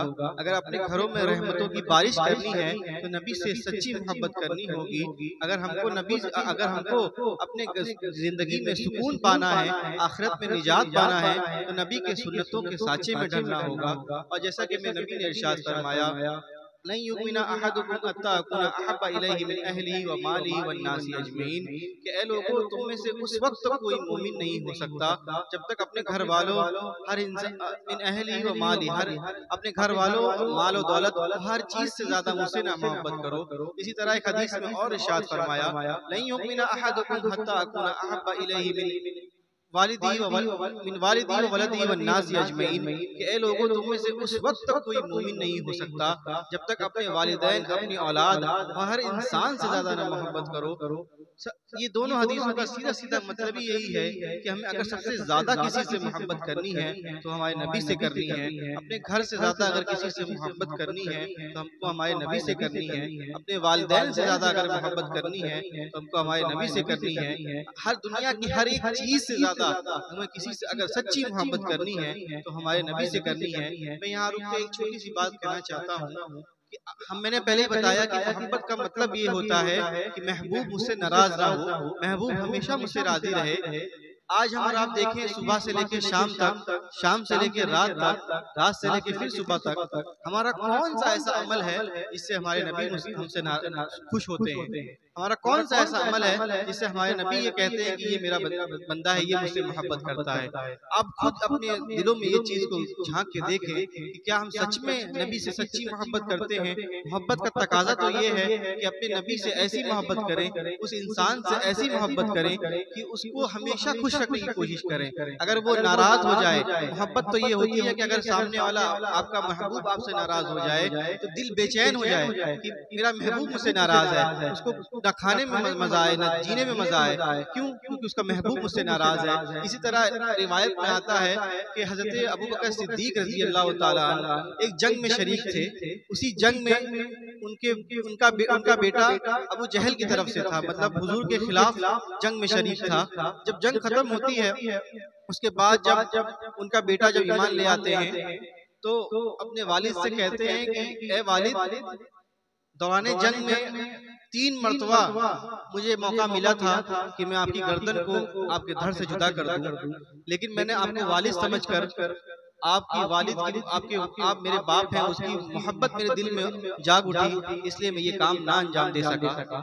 तो हज़रत अबू बकर सिद्दीक की इस मोहब्बत को देखिए, तो क्या जवाब देते हैं? कहते हैं कि ए बेटे, अगर मुझे एक बार भी अगर ये मौका मिलता कि मैं तेरी गर्दन को तेरे धड़ से जुदा कर दूं, तो मैं ये ना देखता कि तू मेरा बेटा है, बल्कि मैं ये देखता कि तू मेरे नबी का दुश्मन है और तेरी धड़ को मैं तेरे सर को मैं धड़ से जुदा कर देता। ये वाकया देखिए कितना छोटा सा है, 2 लाइन का वाकया। अगर किसी किताब में लिखा जाए तो 2 लाइन में आ जाएगा, लेकिन बात कितनी गहरी है कि अपने बेटे से भी खिलाफ हो गए, अपने बेटे की भी गर्दन अलग करने को वो तैयार थे। क्यों? उनको भी तो अपने बेटे से मोहब्बत होगी ना, लेकिन उससे ज्यादा मोहब्बत किससे थी? हमारे नबी से थी। इसी तरह की एक रिवायत और आता है, एक अंसारी औरत जिसके भाई और जिसके वालिद और जिसके शौहर एक जंग में शरीक हो जाते हैं, शहीद हो जाते हैं। उसी जंग में हमारे नबी भी शरीक होते हैं। जब ये बात उस औरत को पता चलती है कि उस जंग में हमारे नबी भी थे और उसके भाई, उसके वालिद और उसके शौहर उस जंग में शहीद हो गए हैं, तो ज़ारो कतार होने लगती है। वो इतना रोती है, इतना परेशान हो जाती है कि आसपास वाले लोग भी परेशान हो जाते हैं कि आखिरकार ये इतना रो क्यों रही है, इसे ऐसा क्या हो गया जो इतना वो रो रही है। वो बार बार ये पूछती है कि मेरे नबी कहाँ है, मेरे नबी को कोई तकलीफ तो नहीं पहुंची, मेरे नबी को कोई दुख तो नहीं पहुंचा, मेरे नबी को कोई जख्म तो नहीं हो गया। जब सहाबा किराम जब देखते हैं कि औरत बहुत परेशान है, तो उस औरत को नबी की बारगाह में लेके जाते हैं। जब वो नबी की बारगाह में पहुंच जाती है तो बहुत खुश हो जाती है और रोना बंद कर देती है। तो लोग हैरान हो जाते हैं कि अभी तो कुछ देर पहले तो इतना रो रही थी, अब अचानक से इतना चुप क्यों हो गई? तो लोग उससे पूछते हैं कि क्या हुआ, तुम इतना रो रही थी, अब चुप कैसे हो गई? तो वो जवाब देती है कि मुझे तो इस बात का गम था, मैं तो इसलिए रो रही थी कि मुझे इस बात का डर था कि मेरे नबी को कोई चोट ना पहुंच गई हो, मेरे नबी को कोई जख्म ना हो गया हो, मेरे नबी को कोई गम ना पहुंचा हो। अब तो मैं तो इस बात और साथ ही साथ में इस बात पे खुश हूँ कि मेरे घर वालों में से नबी की राह में कुर्बान होने का मौका मिला है। आप खुद सोचिए कि किस कदर उस अंसारी औरत को नबी से मोहब्बत थी कि उसके बाप शहीद हो गए लेकिन उसको इस बात का गम नहीं है, उसके वालिद शहीद हो गए, उसका भाई शहीद हो गया लेकिन उसको इस बात का भी गम नहीं है, उसका शौहर भी शहीद हो गया लेकिन उसको भी इस बात का गम नहीं है, बल्कि उस अंसारी औरत को इस बात की खुशी है कि मेरे घर वालों में से नबी की राह में कुर्बान होने का मौका मिला है। अब ये दो वाकया बहुत है अपनी जिंदगी बदल लेने के लिए। ये 2 वाकया अगर अपने दिलों में आप बसा लें और उसी वाकये से अंदाजा लगा लें कि क्या हमारा दिल भी इस तरह धड़कता है हमारे नबी के लिए, तो आप अगर धड़कता है तो आपको मुबारक हो, और नहीं धड़कता है तो फिर आपको सोचने की जरूरत है, चिंता करने की जरूरत है कि ऐसा मैं क्या अमल कर रहा हूँ कि जो मेरा दिल हमारे नबी की मोहब्बत में नहीं धड़क रहा। हम सिर्फ नाम लेते हैं, सिर्फ यहाँ कि नबी का दामन नहीं छोड़ेंगे, एक दिन के मिलाद के कायल है। मैं तो साफ कहता हूँ कि मैं एक दिन के मिलाद के कायल नहीं, हर रोज नबी का मिलाद होना चाहिए, हर वक्त नबी का मिलाद होना चाहिए, घर घर नबी का मिलाद होना चाहिए। मिलाद का मतलब ये नहीं है कि जलसा जुलूस हो, घर में बैठ के अपनी औलादों को नबी की बात बताएं, लोगों को नबी की बात बताएं, पड़ोसियों को बुलाकर नबी की बात बताएं। और नबी से आखिर मोहब्बत क्यों ना करे इंसान? दुनिया में खूबसूरती की अगर कोई मिसाल है तो हमारे नबी की मिसाल है, अखलाक में सबसे अच्छी अगर किसी की मिसाल है तो हमारे नबी की मिसाल है। दुनिया में इंसान कभी किसी से मोहब्बत करता है तो खूबसूरती भी देखता है। किसी में अगर कोई बहुत खूबसूरत हो तो उससे मोहब्बत हो जाती है। तो मुझे बताइए, हमारे नबी से भी खूबसूरत कोई शख्स है इस दुनिया में? शख्स क्या, कोई चीज इस दुनिया में हमारे नबी से भी खूबसूरत है? हसन बिन साबित, मुझे वो अरबी इबारत तो नहीं मालूम, लेकिन हसन बिन साबित कहते हैं कि किसी माँ ने ऐसा जना ही नहीं है जिस तरह हमारे नबी हैं।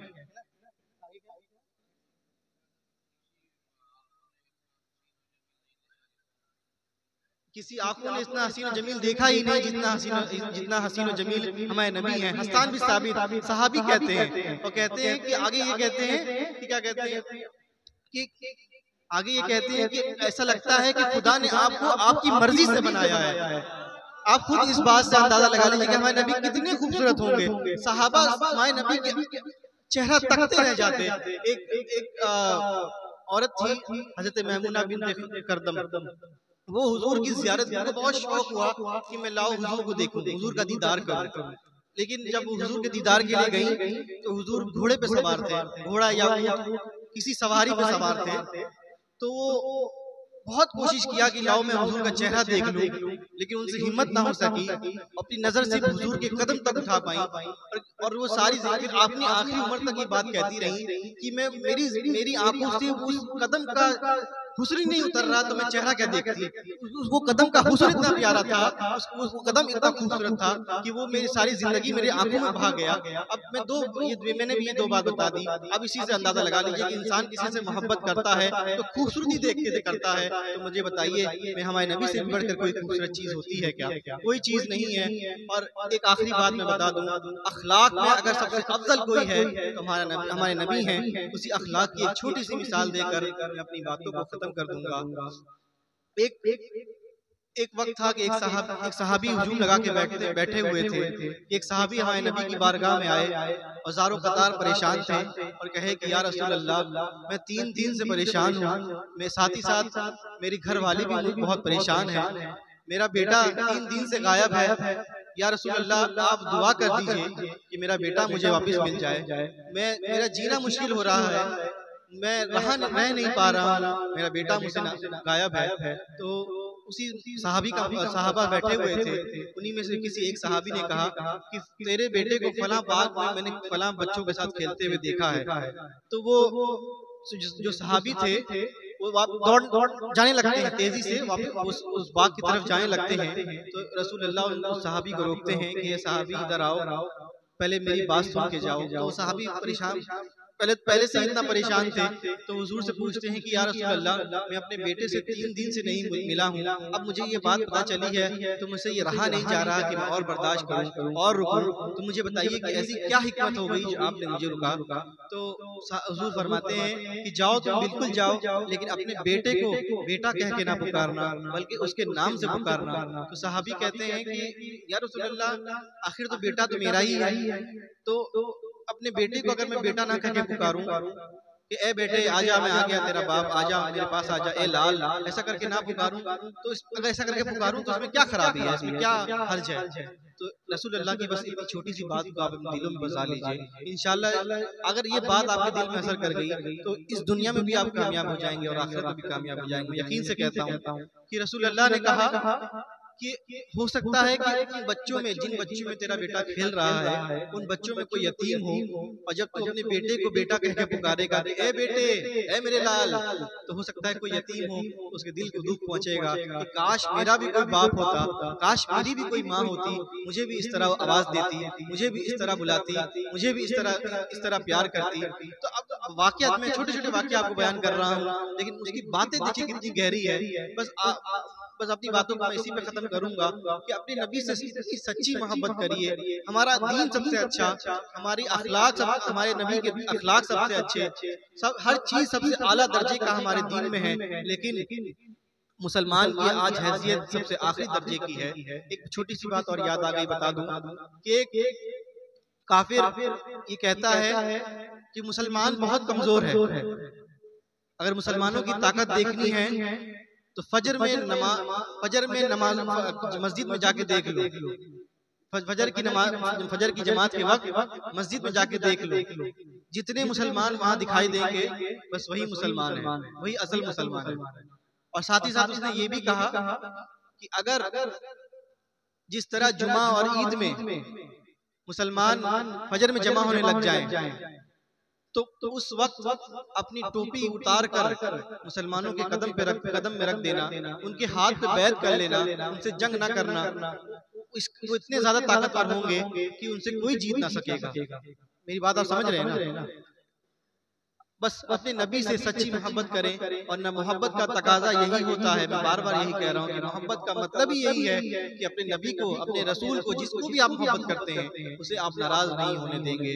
वो आखिर दावाना, नूर आंखों में तो चेहरों पे उजाले होंगे, मुस्तफ़ा वालों के अंदाज उजाले होंगे, दुनिया में भी उनकी दम से मुकद्दर चमकेगा और महशर में भी उनकी रहमत के हवाले होंगे। वो आखिर दावाना अल्हम्दुलिल्लाहि रब्बिल आलमीन। अस्सलामु अलैकुम।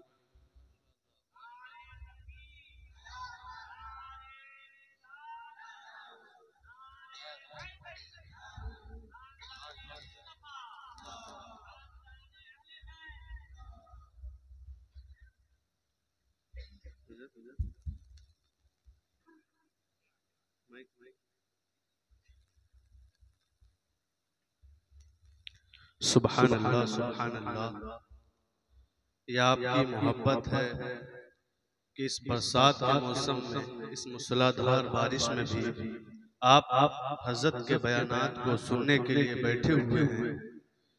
और आपके इस मोहब्बत को देखकर मैं ये अशार कहना चाहता हूँ कि हर तरफ दीवानापन है और सुनहरी रात है। हर तरफ दीवानापन है और सुनहरी रात है। आमदे आले नबी से नूर की बरसात है। हर तरफ दीवानापन है और सुनहरी रात है। आमदे आले नबी से नूर की बरसात है। और एक तरफ भाई मोइज है, एक तरफ जाहिद मियां। एक तरफ भाई मोइज है, एक तरफ जाहिद मियां। अरे जिसके दूल्हा माज है ये वही बारात है। जिसके दूल्हा माज है ये वही बारात है। सदका आले मुस्तफा का आज इनसे मांग लो। सदका आले मुस्तफा का आज इनसे मांग लो। ये लुटाते हैं हमेशा, इनके घर की बात है। ये लुटाते हैं हमेशा, इनके घर की बात है। हर तरफ दीवानापन है और सुनहरी रात है। आमदे आले नबी से नूर की बरसात है। अब बिला ताखिर मैं नबीर हुजूर अशरफुल उलमा शाहजादे हुजूर सैयदुल मशाइख हजरत अल्लामा व मौलाना शाह सैयद मुहिउद्दीन मुईज़ अशरफुल जिलानी की बारगाह में दावत सुखन दूं कि हुजूर तशरीफ लाए और अपने खिताब नायाब से हम सामईन के क़ुलूब व ज़हान को मुनव्वर व मुजल्ला फरमाए। आइए हज़रत का इस्तक़बाल नारे तकबीर और रिसालत से कीजिए। नारे तकबीर, नारे रिसालत, नारे हैदरी। जश्न ईद मीलादुन नबी, जश्न ईद मीलादुन नबी। फैज़ान हुज़ूर अशरफुल औलिया, फैज़ान हुज़ूर अशरफुल उलमा, शाहज़ादे हुज़ूर ताजुल औलिया, शाहज़ादे हुज़ूर सैयदुल मशाइख। नारे तकबीर, नारे रिसालत।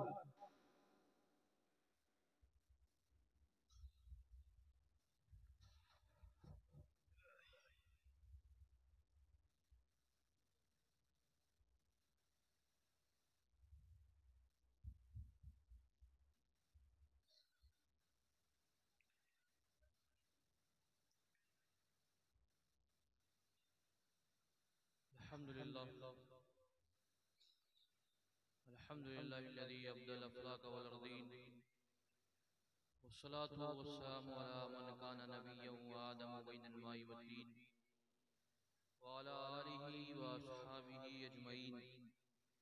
अम्मा बाद, फ़अऊज़ु बिल्लाहि मिनश शैतानिर रजीम। बिस्मिल्लाहिर रहमानिर रहीम।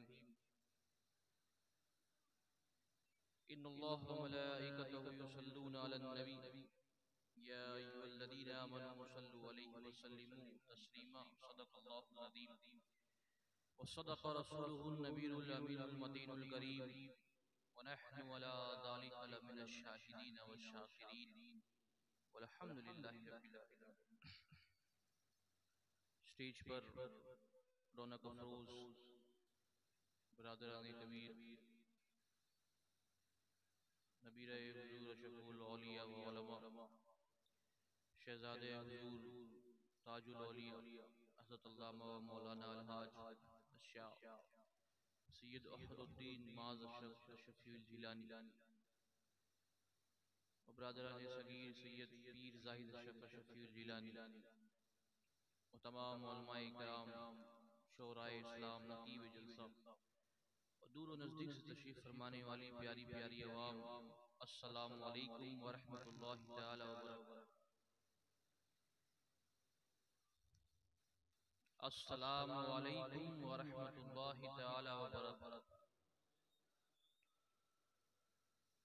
आइए कुछ भी सुनने और सुनाने से पहले हम और आप मिलकर बारगाहे बेकसपना हुजूर पुर नूर सरवरे आलम नूरे मुजस्सम अहमदे मुज्तबा मोहम्मद मुस्तफ़ा सल्लल्लाहु तआला अलैहि वसल्लम की बारगाह अक़दस में झूम झूम के हदिया दूध पाक रज़ाना पेश करें। पढ़िए बावाज़े बुलंद अल्लाहुम्मा सल्ली अला मौलाना मुहम्मद वाला सैयदना मौलाना मुहम्मद।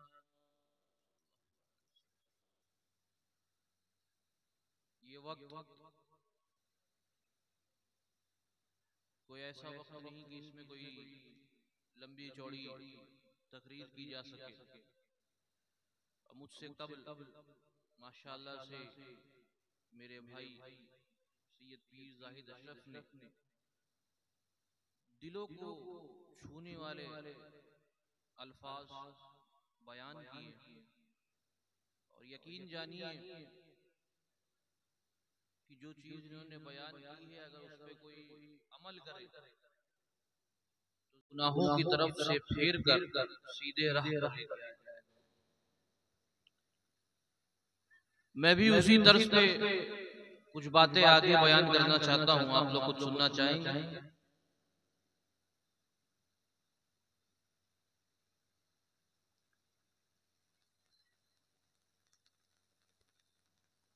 आज हम सब अपने आप को मुसलमान कहते हैं। आखिरी बात जो इन्होंने बयान की उसकी मैं थोड़ी वजाहत कर दूं, शायद आप लोग उसको समझे नहीं होंगे। रिसर्च की गई थी मुसलमानों के ऊपर 1947 में जब हिंदुस्तान को आजादी मिली थी उस वक्त और उस वक्त के अंग्रेजों ने ये बयान किया था कि मुसलमान जो जंग कर सकते हैं, जो इस्लाम के लिए मर मिट सकते हैं, अगर उनको गिनना हो, अगर उनकी तादाद को पहचानना हो तो इनके मोहल्ले की मस्जिदों में चले जाएं और फजर में जितने नमाजी मौजूद हैं उतनी ही इनकी तादाद। अगर फजर में इनकी तादाद कम है तो इनसे लड़ते रहिएगा, ये कभी जीत नहीं पाएंगे, क्योंकि ये कहते तो है मुसलमान लेकिन है नहीं। और इसी के साथ साथ वो ये भी कोट करते हैं कि अगर ईद की नमाज की तरह या जुमा की नमाज की तरह पूरा मोहल्ला फजर की जमात में अगर जमा हो जाए तो अपनी दस्तारे उतार के मुसलमानों के कदमों में रख दीजिएगा, उनसे जंग मत कीजिएगा, क्योंकि अगर इतना बेदार हो जाएगा मुसलमान फिर इनके साथ जंग करना तो दूर की बात, इनके साथ सिर्फ और सिर्फ सुलह की जा सकती। ये उनकी तहरीर थी अंग्रेजों की। अगर आज आपको भी अपने मुसलमान की तादाद देखनी है कि कल अगर इस इलाके में कोई हमला हो जाए तो कितने लोग अपने घर से मुसलमानों की मदद के लिए बाहर निकलेंगे तो वही इक्का दुक्का लोग होंगे जो फजर की नमाज में जमात में रहते हैं। और अगर आपको ये भी नहीं जानना है तो इमामी से पूछ लीजिए कितने लोग आते हैं, है ना। हम कहते तो हैं हम मुसलमान है, हम कहते तो हैं कि हम मोमिन, लेकिन हमने हमारा दीन छोड़ दिया, हमने नबी की बताए हुए रास्ते को छोड़ दिया, हमने हमारा ईमान चंद पैसों पे बेच दिया। हमें पता है, हमारे दिल को पता है कि हम ये जो काम कर रहे हैं, ये जो अमल कर रहे हैं, ये जिस जगह से हमको पैसा आ रहा है ये जायज नहीं, लेकिन क्योंकि इसमें मुनाफा ज्यादा इसलिए हम सोचे समझे बगैर सोचे समझे उसको अमल में लेके आ जाते हैं। और जब मामला आपके फायदे का नहीं होता तब हम अपने इमाम के पास जाते हैं, इमाम साहब कोई रास्ता निकाले कि इसमें भी फायदा निकला है। तुम मुसलमान बनो। एक वाकया ज़हन में आता है,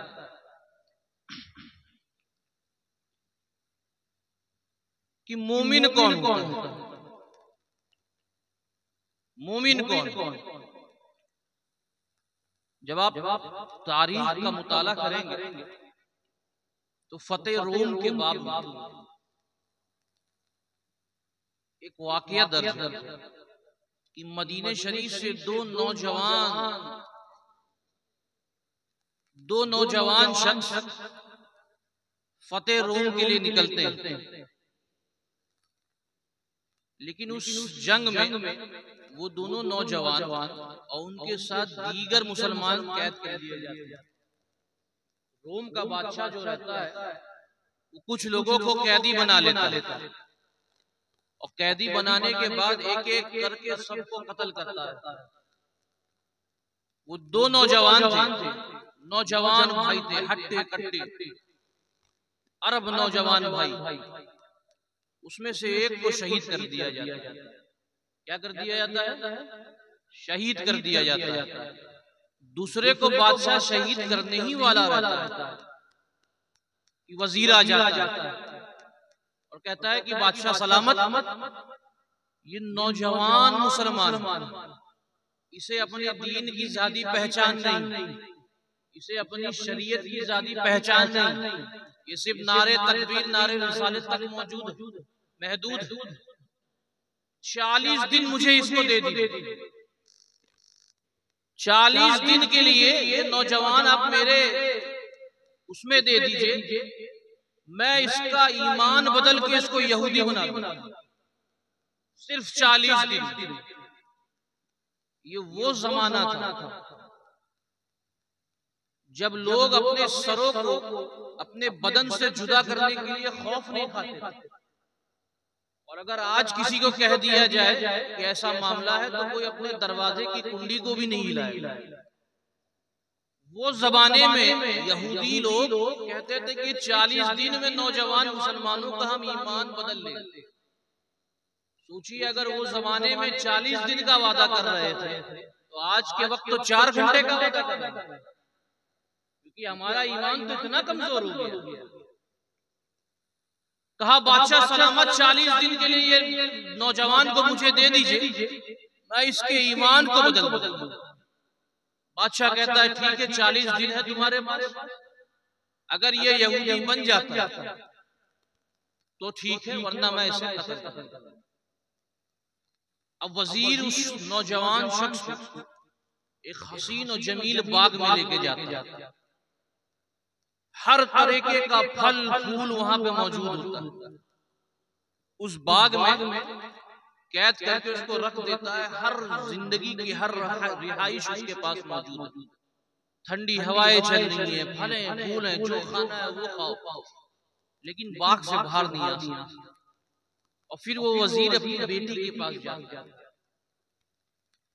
वो बेटी जिसका हुस्न जमाल इतना ज्यादा था, जिसके लिए हजारों बादशाह कतार लगा के खड़े थे कि अगर ये मुझे हाँ कह दे तो इसे मैं अपनी बीवी बना दूंगा। अपने तख्त को उसके कदम पे फेंकने के लिए तैयार था। इतनी हसीन और जमील बेटी।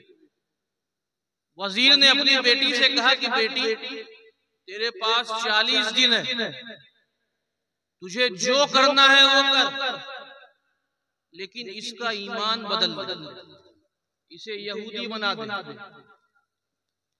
बेटी को और ज्यादा गुरूर, बाप से ज्यादा गुरूर। बेटी कहती है 40 दिन क्या है वालिद गिरामी, मैं तो 1 हफ्ते में इसका ईमान बदल दूं। अपने हुस्न पे उसको और ज्यादा गुरूर, 1 हफ्ते में इसका ईमान बदल दूंगी।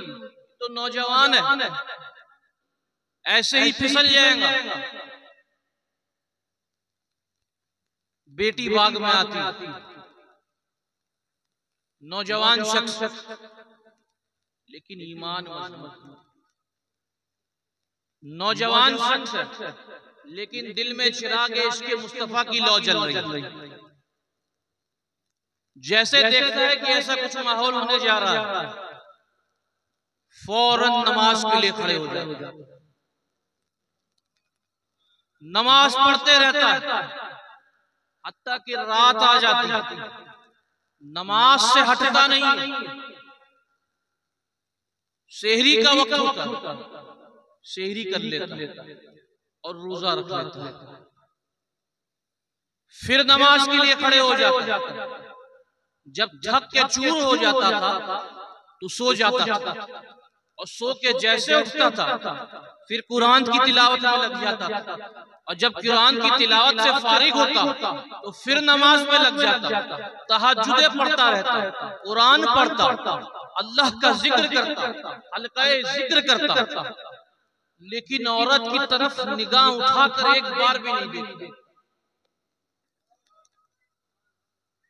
हफ्ता गुजर जाता, औरत परेशान है कि बाप को तो मैंने बड़े बड़े दावे कर दिए कि 1 हफ्ते में इस नौजवान का ईमान में बदल दूंगी। 1 हफ्ता हो गया है, ये तो मुसल्ले से हट ही नहीं रहा। हत्ता के हफ्ता बदलता है 10 दिन में, 20 दिन में, यहां तक कि यही हाल रहता। आखिरी दिन आ जाता, कुछ आखिरी पल बाकी रहते हैं 40 दिन मुकम्मल होने के लिए। कुछ आखिरी पल बाकी रहते हैं 40 दिन मुकम्मल होने के लिए। लड़की रो पड़ती कि ऐसा कौन सा हसीन और जमील, ऐसा कौन सा हसीन और जमील इस नौजवान के शख्स में बस गया है कि जिसके हुस्न के सामने ये मेरी तरफ निगाह उठा के देख भी नहीं रहा। वो आती है, मुसल्ले पे बैठ जाती है, नौजवान के दामन को थाम लेती, नौजवान से कहती है कि ये फला, ये बताओ कि तुमने अपने दिल में ऐसे कौन से हसीन और जमील की तस्वीर को बसा रखी है कि तुमने मेरी तरफ एक बार भी निगाहें उठाकर देखा भी नहीं। 40 दिन हो गया, खलवत थी, ना कोई आता था ना कोई जाता था। हम जो चाहते करते, हम जो चाहते करते, ना कोई सवाल करने वाला था, हर चीज की तुमको इजाजत थी, लेकिन तुमने एक बार भी निगाह उठाकर मेरी तरफ देखा भी नहीं। आखिर वो हसीन और जमील है कौन? उस शख्स कहता है कि सुन, जिसके दिल में मदीने वाले हसीन का चेहरा बस जाता है ना, वो किसी और के हुस्न को तक नहीं सकता। जिसके दिल में आकाए दो आलम की तस्वीर छप जाती है ना, आकाए दो आलम की तस्वीर जिसके दिल में छप जाती है, वो किसी की तरफ देखने तो दूर की बात, किसी का ख्याल भी दिल में नहीं। वो औरत कहती है कि फला, मुझे भी उस हसीन और जमील से मिलना है, मुझे भी तेरे उस हसीन और जमील से मिलना है, मुझे भी तेरे उस मदीने वाले हसीन आका के हुस्न में डूब जाना, मुझे भी तेरे उस मदीने वाले हसीन आका की तस्वीर को अपने दिल में बसाना। 40 दिन पहले मामला ये था कि ये औरत उस मुसलमान को यहूदी बनाने वाली थी, और 40 दिन में अपनी ईमान की हिफाजत करते करते उस मुसलमान ने इस यहूदी को मुसलमान बना दिया। वो मर्द कहता है कि चल उठ, मैं तुझे मदीना लेके चलता हूं। बेटी फौरन घोड़ा लेके आती है,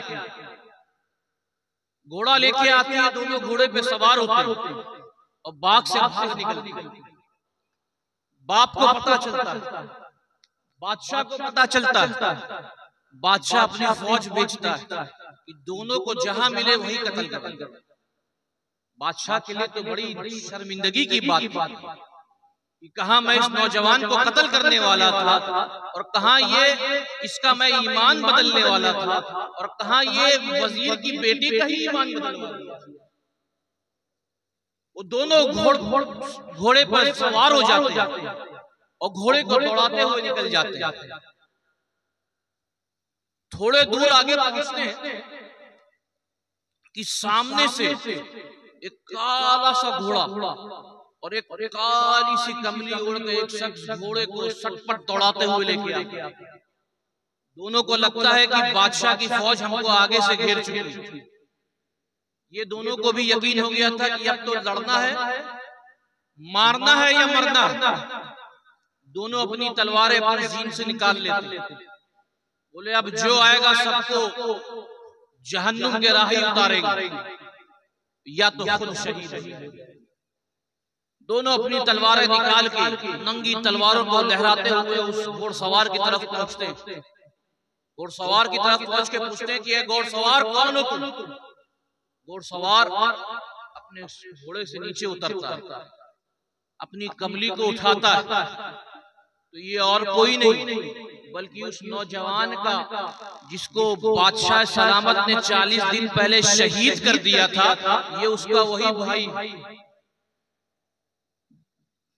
नौजवान शख्स हैरान और परेशान हो जाता है और कहता है कि मेरे भाई, आपको तो बादशाह ने 40 दिन पहले शहीद कर दिया था, अब मेरी निगाहों के सामने क्या कर रहे हैं?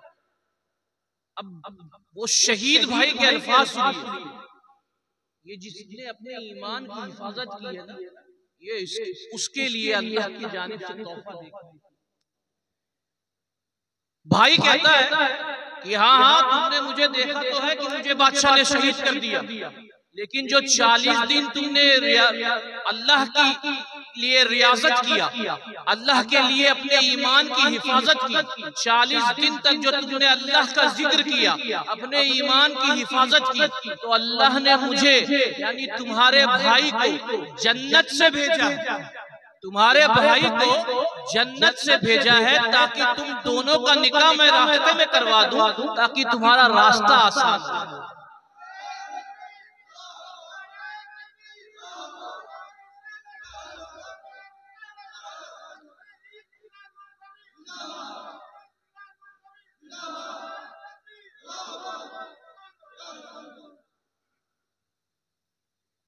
ताकि तुम दोनों का रास्ता आसान हो।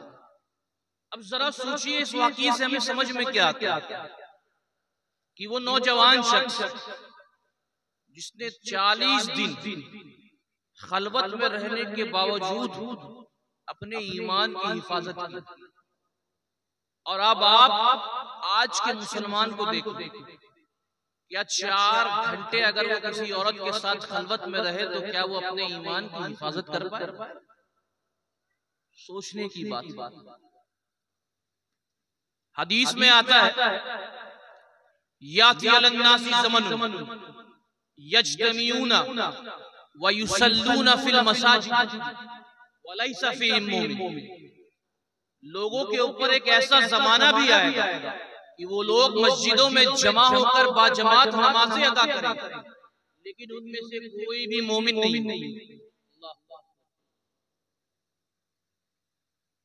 यानी दिखावे की नमाज अगर कोई पढ़ रहा है या जिसका अकीदा दुरुस्त नहीं, तो मस्जिदों में बाजमात एक साथ होकर नमाज पढ़ने से भी जरूरी नहीं है कि हम उसे मोमिन कह सकें, जरूरी नहीं है कि हम उसे मुसलमान कह सकें। तो फिर मोमिन कौन? वो ईमान किसको कहे? एक वाकया ज़हन में आता है, सुनना चाहें? हाथ उठा के बताइए ना, कौन कौन सुनना नहीं चाहे?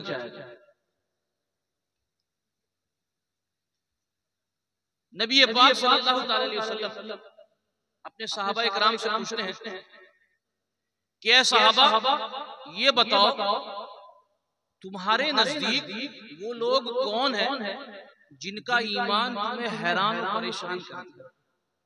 हैरान और परेशान समझते हैं ना, कि जिसको आप परेशानी में आपको डाल दें, वो ईमान किसका? साहबा कहते हैं कि या रसूलल्लाह, या हबीब अल्लाह, फरिश्तों का ईमान हमें हैरान और परेशान करता है। नबी ये पाक मुस्कुराते हैं और कहते हैं कि ऐ मेरे साहबा, वो जो हर वक्त अल्लाह की बारगाह में रहते हैं, अगर वही अल्लाह पे ईमान नहीं लाएंगे तो और कौन ईमान लाएगा? साहबा कहते हैं या रसूलल्लाह, या हबीब अल्लाह, अगर फरिश्ते नहीं हैं तो फिर अंबिया का ईमान हमें हैरान और परेशान कर देता है। नबी ये पाक फिर से मुस्कुराते हैं और कहते हैं कि मेरे सहाबा, जरा ये बताओ, जिसके ऊपर अल्लाह की वही नाजिल हो रही है, जिसके ऊपर अल्लाह का हुक्म नाजिल हो रहा है, अल्लाह की आयतें नाजिल हो रही है, अगर वही अल्लाह पे ईमान नहीं लाएंगे तो और कौन ईमान लाएगा? अब सहाबा मुस्कुरा के कहते हैं कि या रसूलल्लाह, या हबीब अल्लाह, अगर फरिश्ते नहीं है, अगर अंबिया नहीं है, तो फिर हमें हमारा ईमान ही हैरान और परेशान। अब हमारे नबी का अंदाज देखिए, नबी और ज्यादा मुस्कुराते हैं और मुस्कुरा के कहते हैं कि मेरे सहाबा, जरा सुनो, तुम्हारे ही आंखों के सामने तो मैं चांद के 2 टुकड़े कर रहा हूं, तुम्हारे ही आंखों के सामने तो मैं डूबा हुआ सूरज दोबारा निकलवा रहा हूं, तुम्हारे ही आंखों के सामने मैं किसी मुर्दे को कह रहा हूं तो मुर्दा जिंदा हो जाओ, तुम्हारे ही आंखों के सामने मैं बंद मुट्ठी में कंकड़ियों को कलमा पढ़वा रहा हूं, तुम्हारे ही आंखों के सामने मैं किसी पेड़ को अपने जानिब बुला रहा हूं तो पेड़ दौड़ता हुआ मेरे जानिब चले आ रहा है, तुम्हारे ही आंखों के सामने मैं अपना लुआबे दहन किसी अंधे की आंख में डाल रहा हूं तो अंधा देखने लग जा रहा है, तुम्हारे ही आंखों के सामने मैं अपना लुआबे दहन किसी गूंगे के जबान पर रख दूं तो गूंगा बोलने लग जाता है, तुम्हारे ही आंखों के सामने मैं अपना लुआबे दहन 4 लोग के खाने की हांडी में डालूं तो उससे 1000 लोग खाना खाते हैं, तुम्हारे ही आंखों के सामने तो मैं अपनी एड़ियां पटक के खजाने निकलवा रहा हूं, अगर तुम ईमान नहीं लाओगे तो और कौन ईमान लाएगा? अब सहाबा परेशान, ना फरिश्ते हैं, ना अंबिया है और ना हम, तो ये वो लोग कौन है जिसका ईमान हैरान और परेशान करता है? कहते हैं कि या रसूलल्लाह, या नबी अल्लाह, हमें नहीं पता कि ये वो लोग कौन है जिनका ईमान हमें हैरान और परेशान कर दे। नबी पाक कहते हैं कि सुनो, अब गौर से सुनिएगा और जिसको समझ में आए वो एक बार सुभान अल्लाह। ठीक है? नबी पाक इरशाद फरमाते हैं कि मेरे सहाबा सुनो, ये वो लोग होंगे, ये वो लोग होंगे जो तुम्हारे बाद आएंगे, यानी कि सहाबा के बाद आएंगे, इन्होंने मुझे देखा भी नहीं होगा, बस सिर्फ इतना सुना होगा कि कोई इतना हसीन और जमील था कि जिसके हुस्न के सामने चांद और सूरज भी शर्मा जाते हैं, बस इतना सुना होगा, उस पे ईमान ले। अब ये वो लोग कौन है जिसने नबी को देखा तो नहीं है, बस सिर्फ सुना है, नबी के हुस्न जमाल को सुना, नबी के अखलाक को सुना और बस इतना सुन के नबी पे ईमान ले आए। हदीस में आता है तूबा लिमन रानी व आमना बी, तूबा लिमन रानी व आमना बी व तूबा लम रानी व आमना बी, सब मुबारक हो नबी पाक,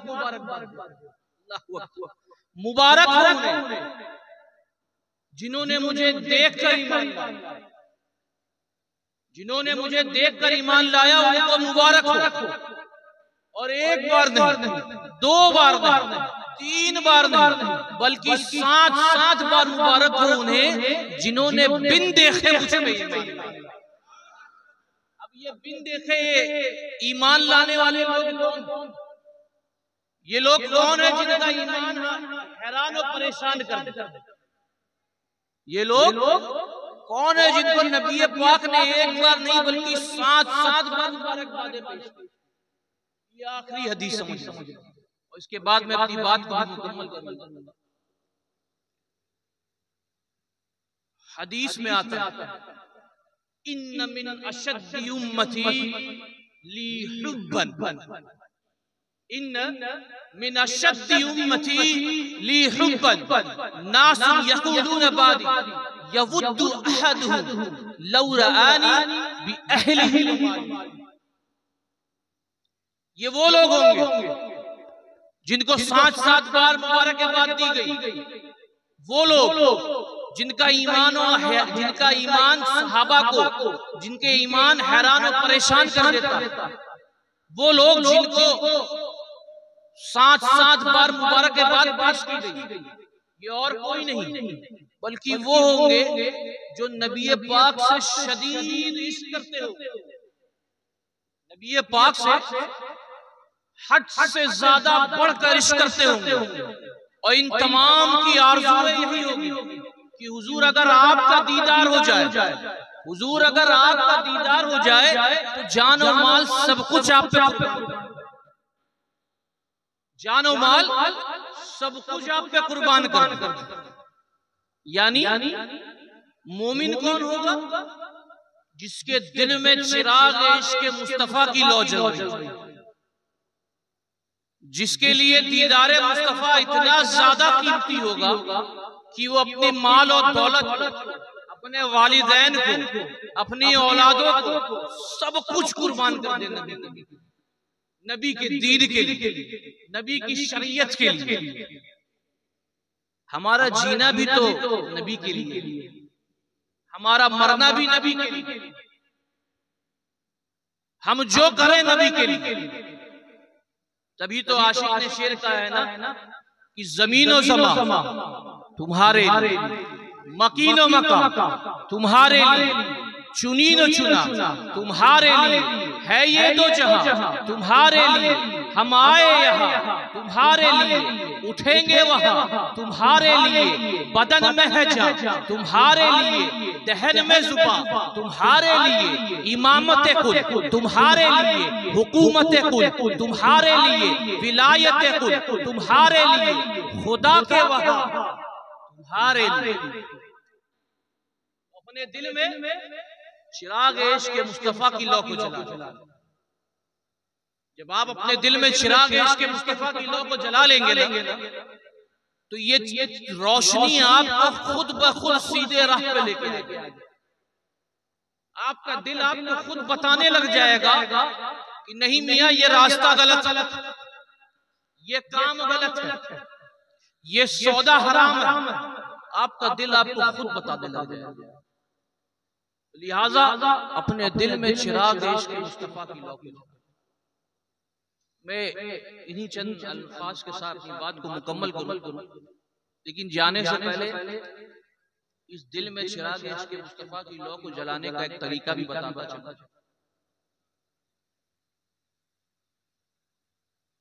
कसरत से, क्योंकि हम खानकाही लोग हैं और आप लोग हुजूर ताजुल औलिया के दामन से वाबस्ता भी हैं।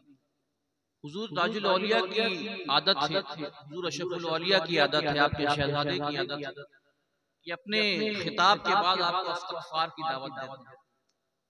जब आप इस्तग़फ़ार पढ़ते हैं तो भले ही 1-2 मिनट के लिए आपको यह एहसास होता है कि हाँ हमने बहुत गुनाह किया, लेकिन फिर उसके बाद हम वापस से उस गुनाहों में डूबे जाते हैं और फिर हमारा दिल वापस से काला हो जाता है और फिर हमें उस इस्तग़फ़ार से कोई ज्यादा इस्तिफादा हासिल नहीं होता।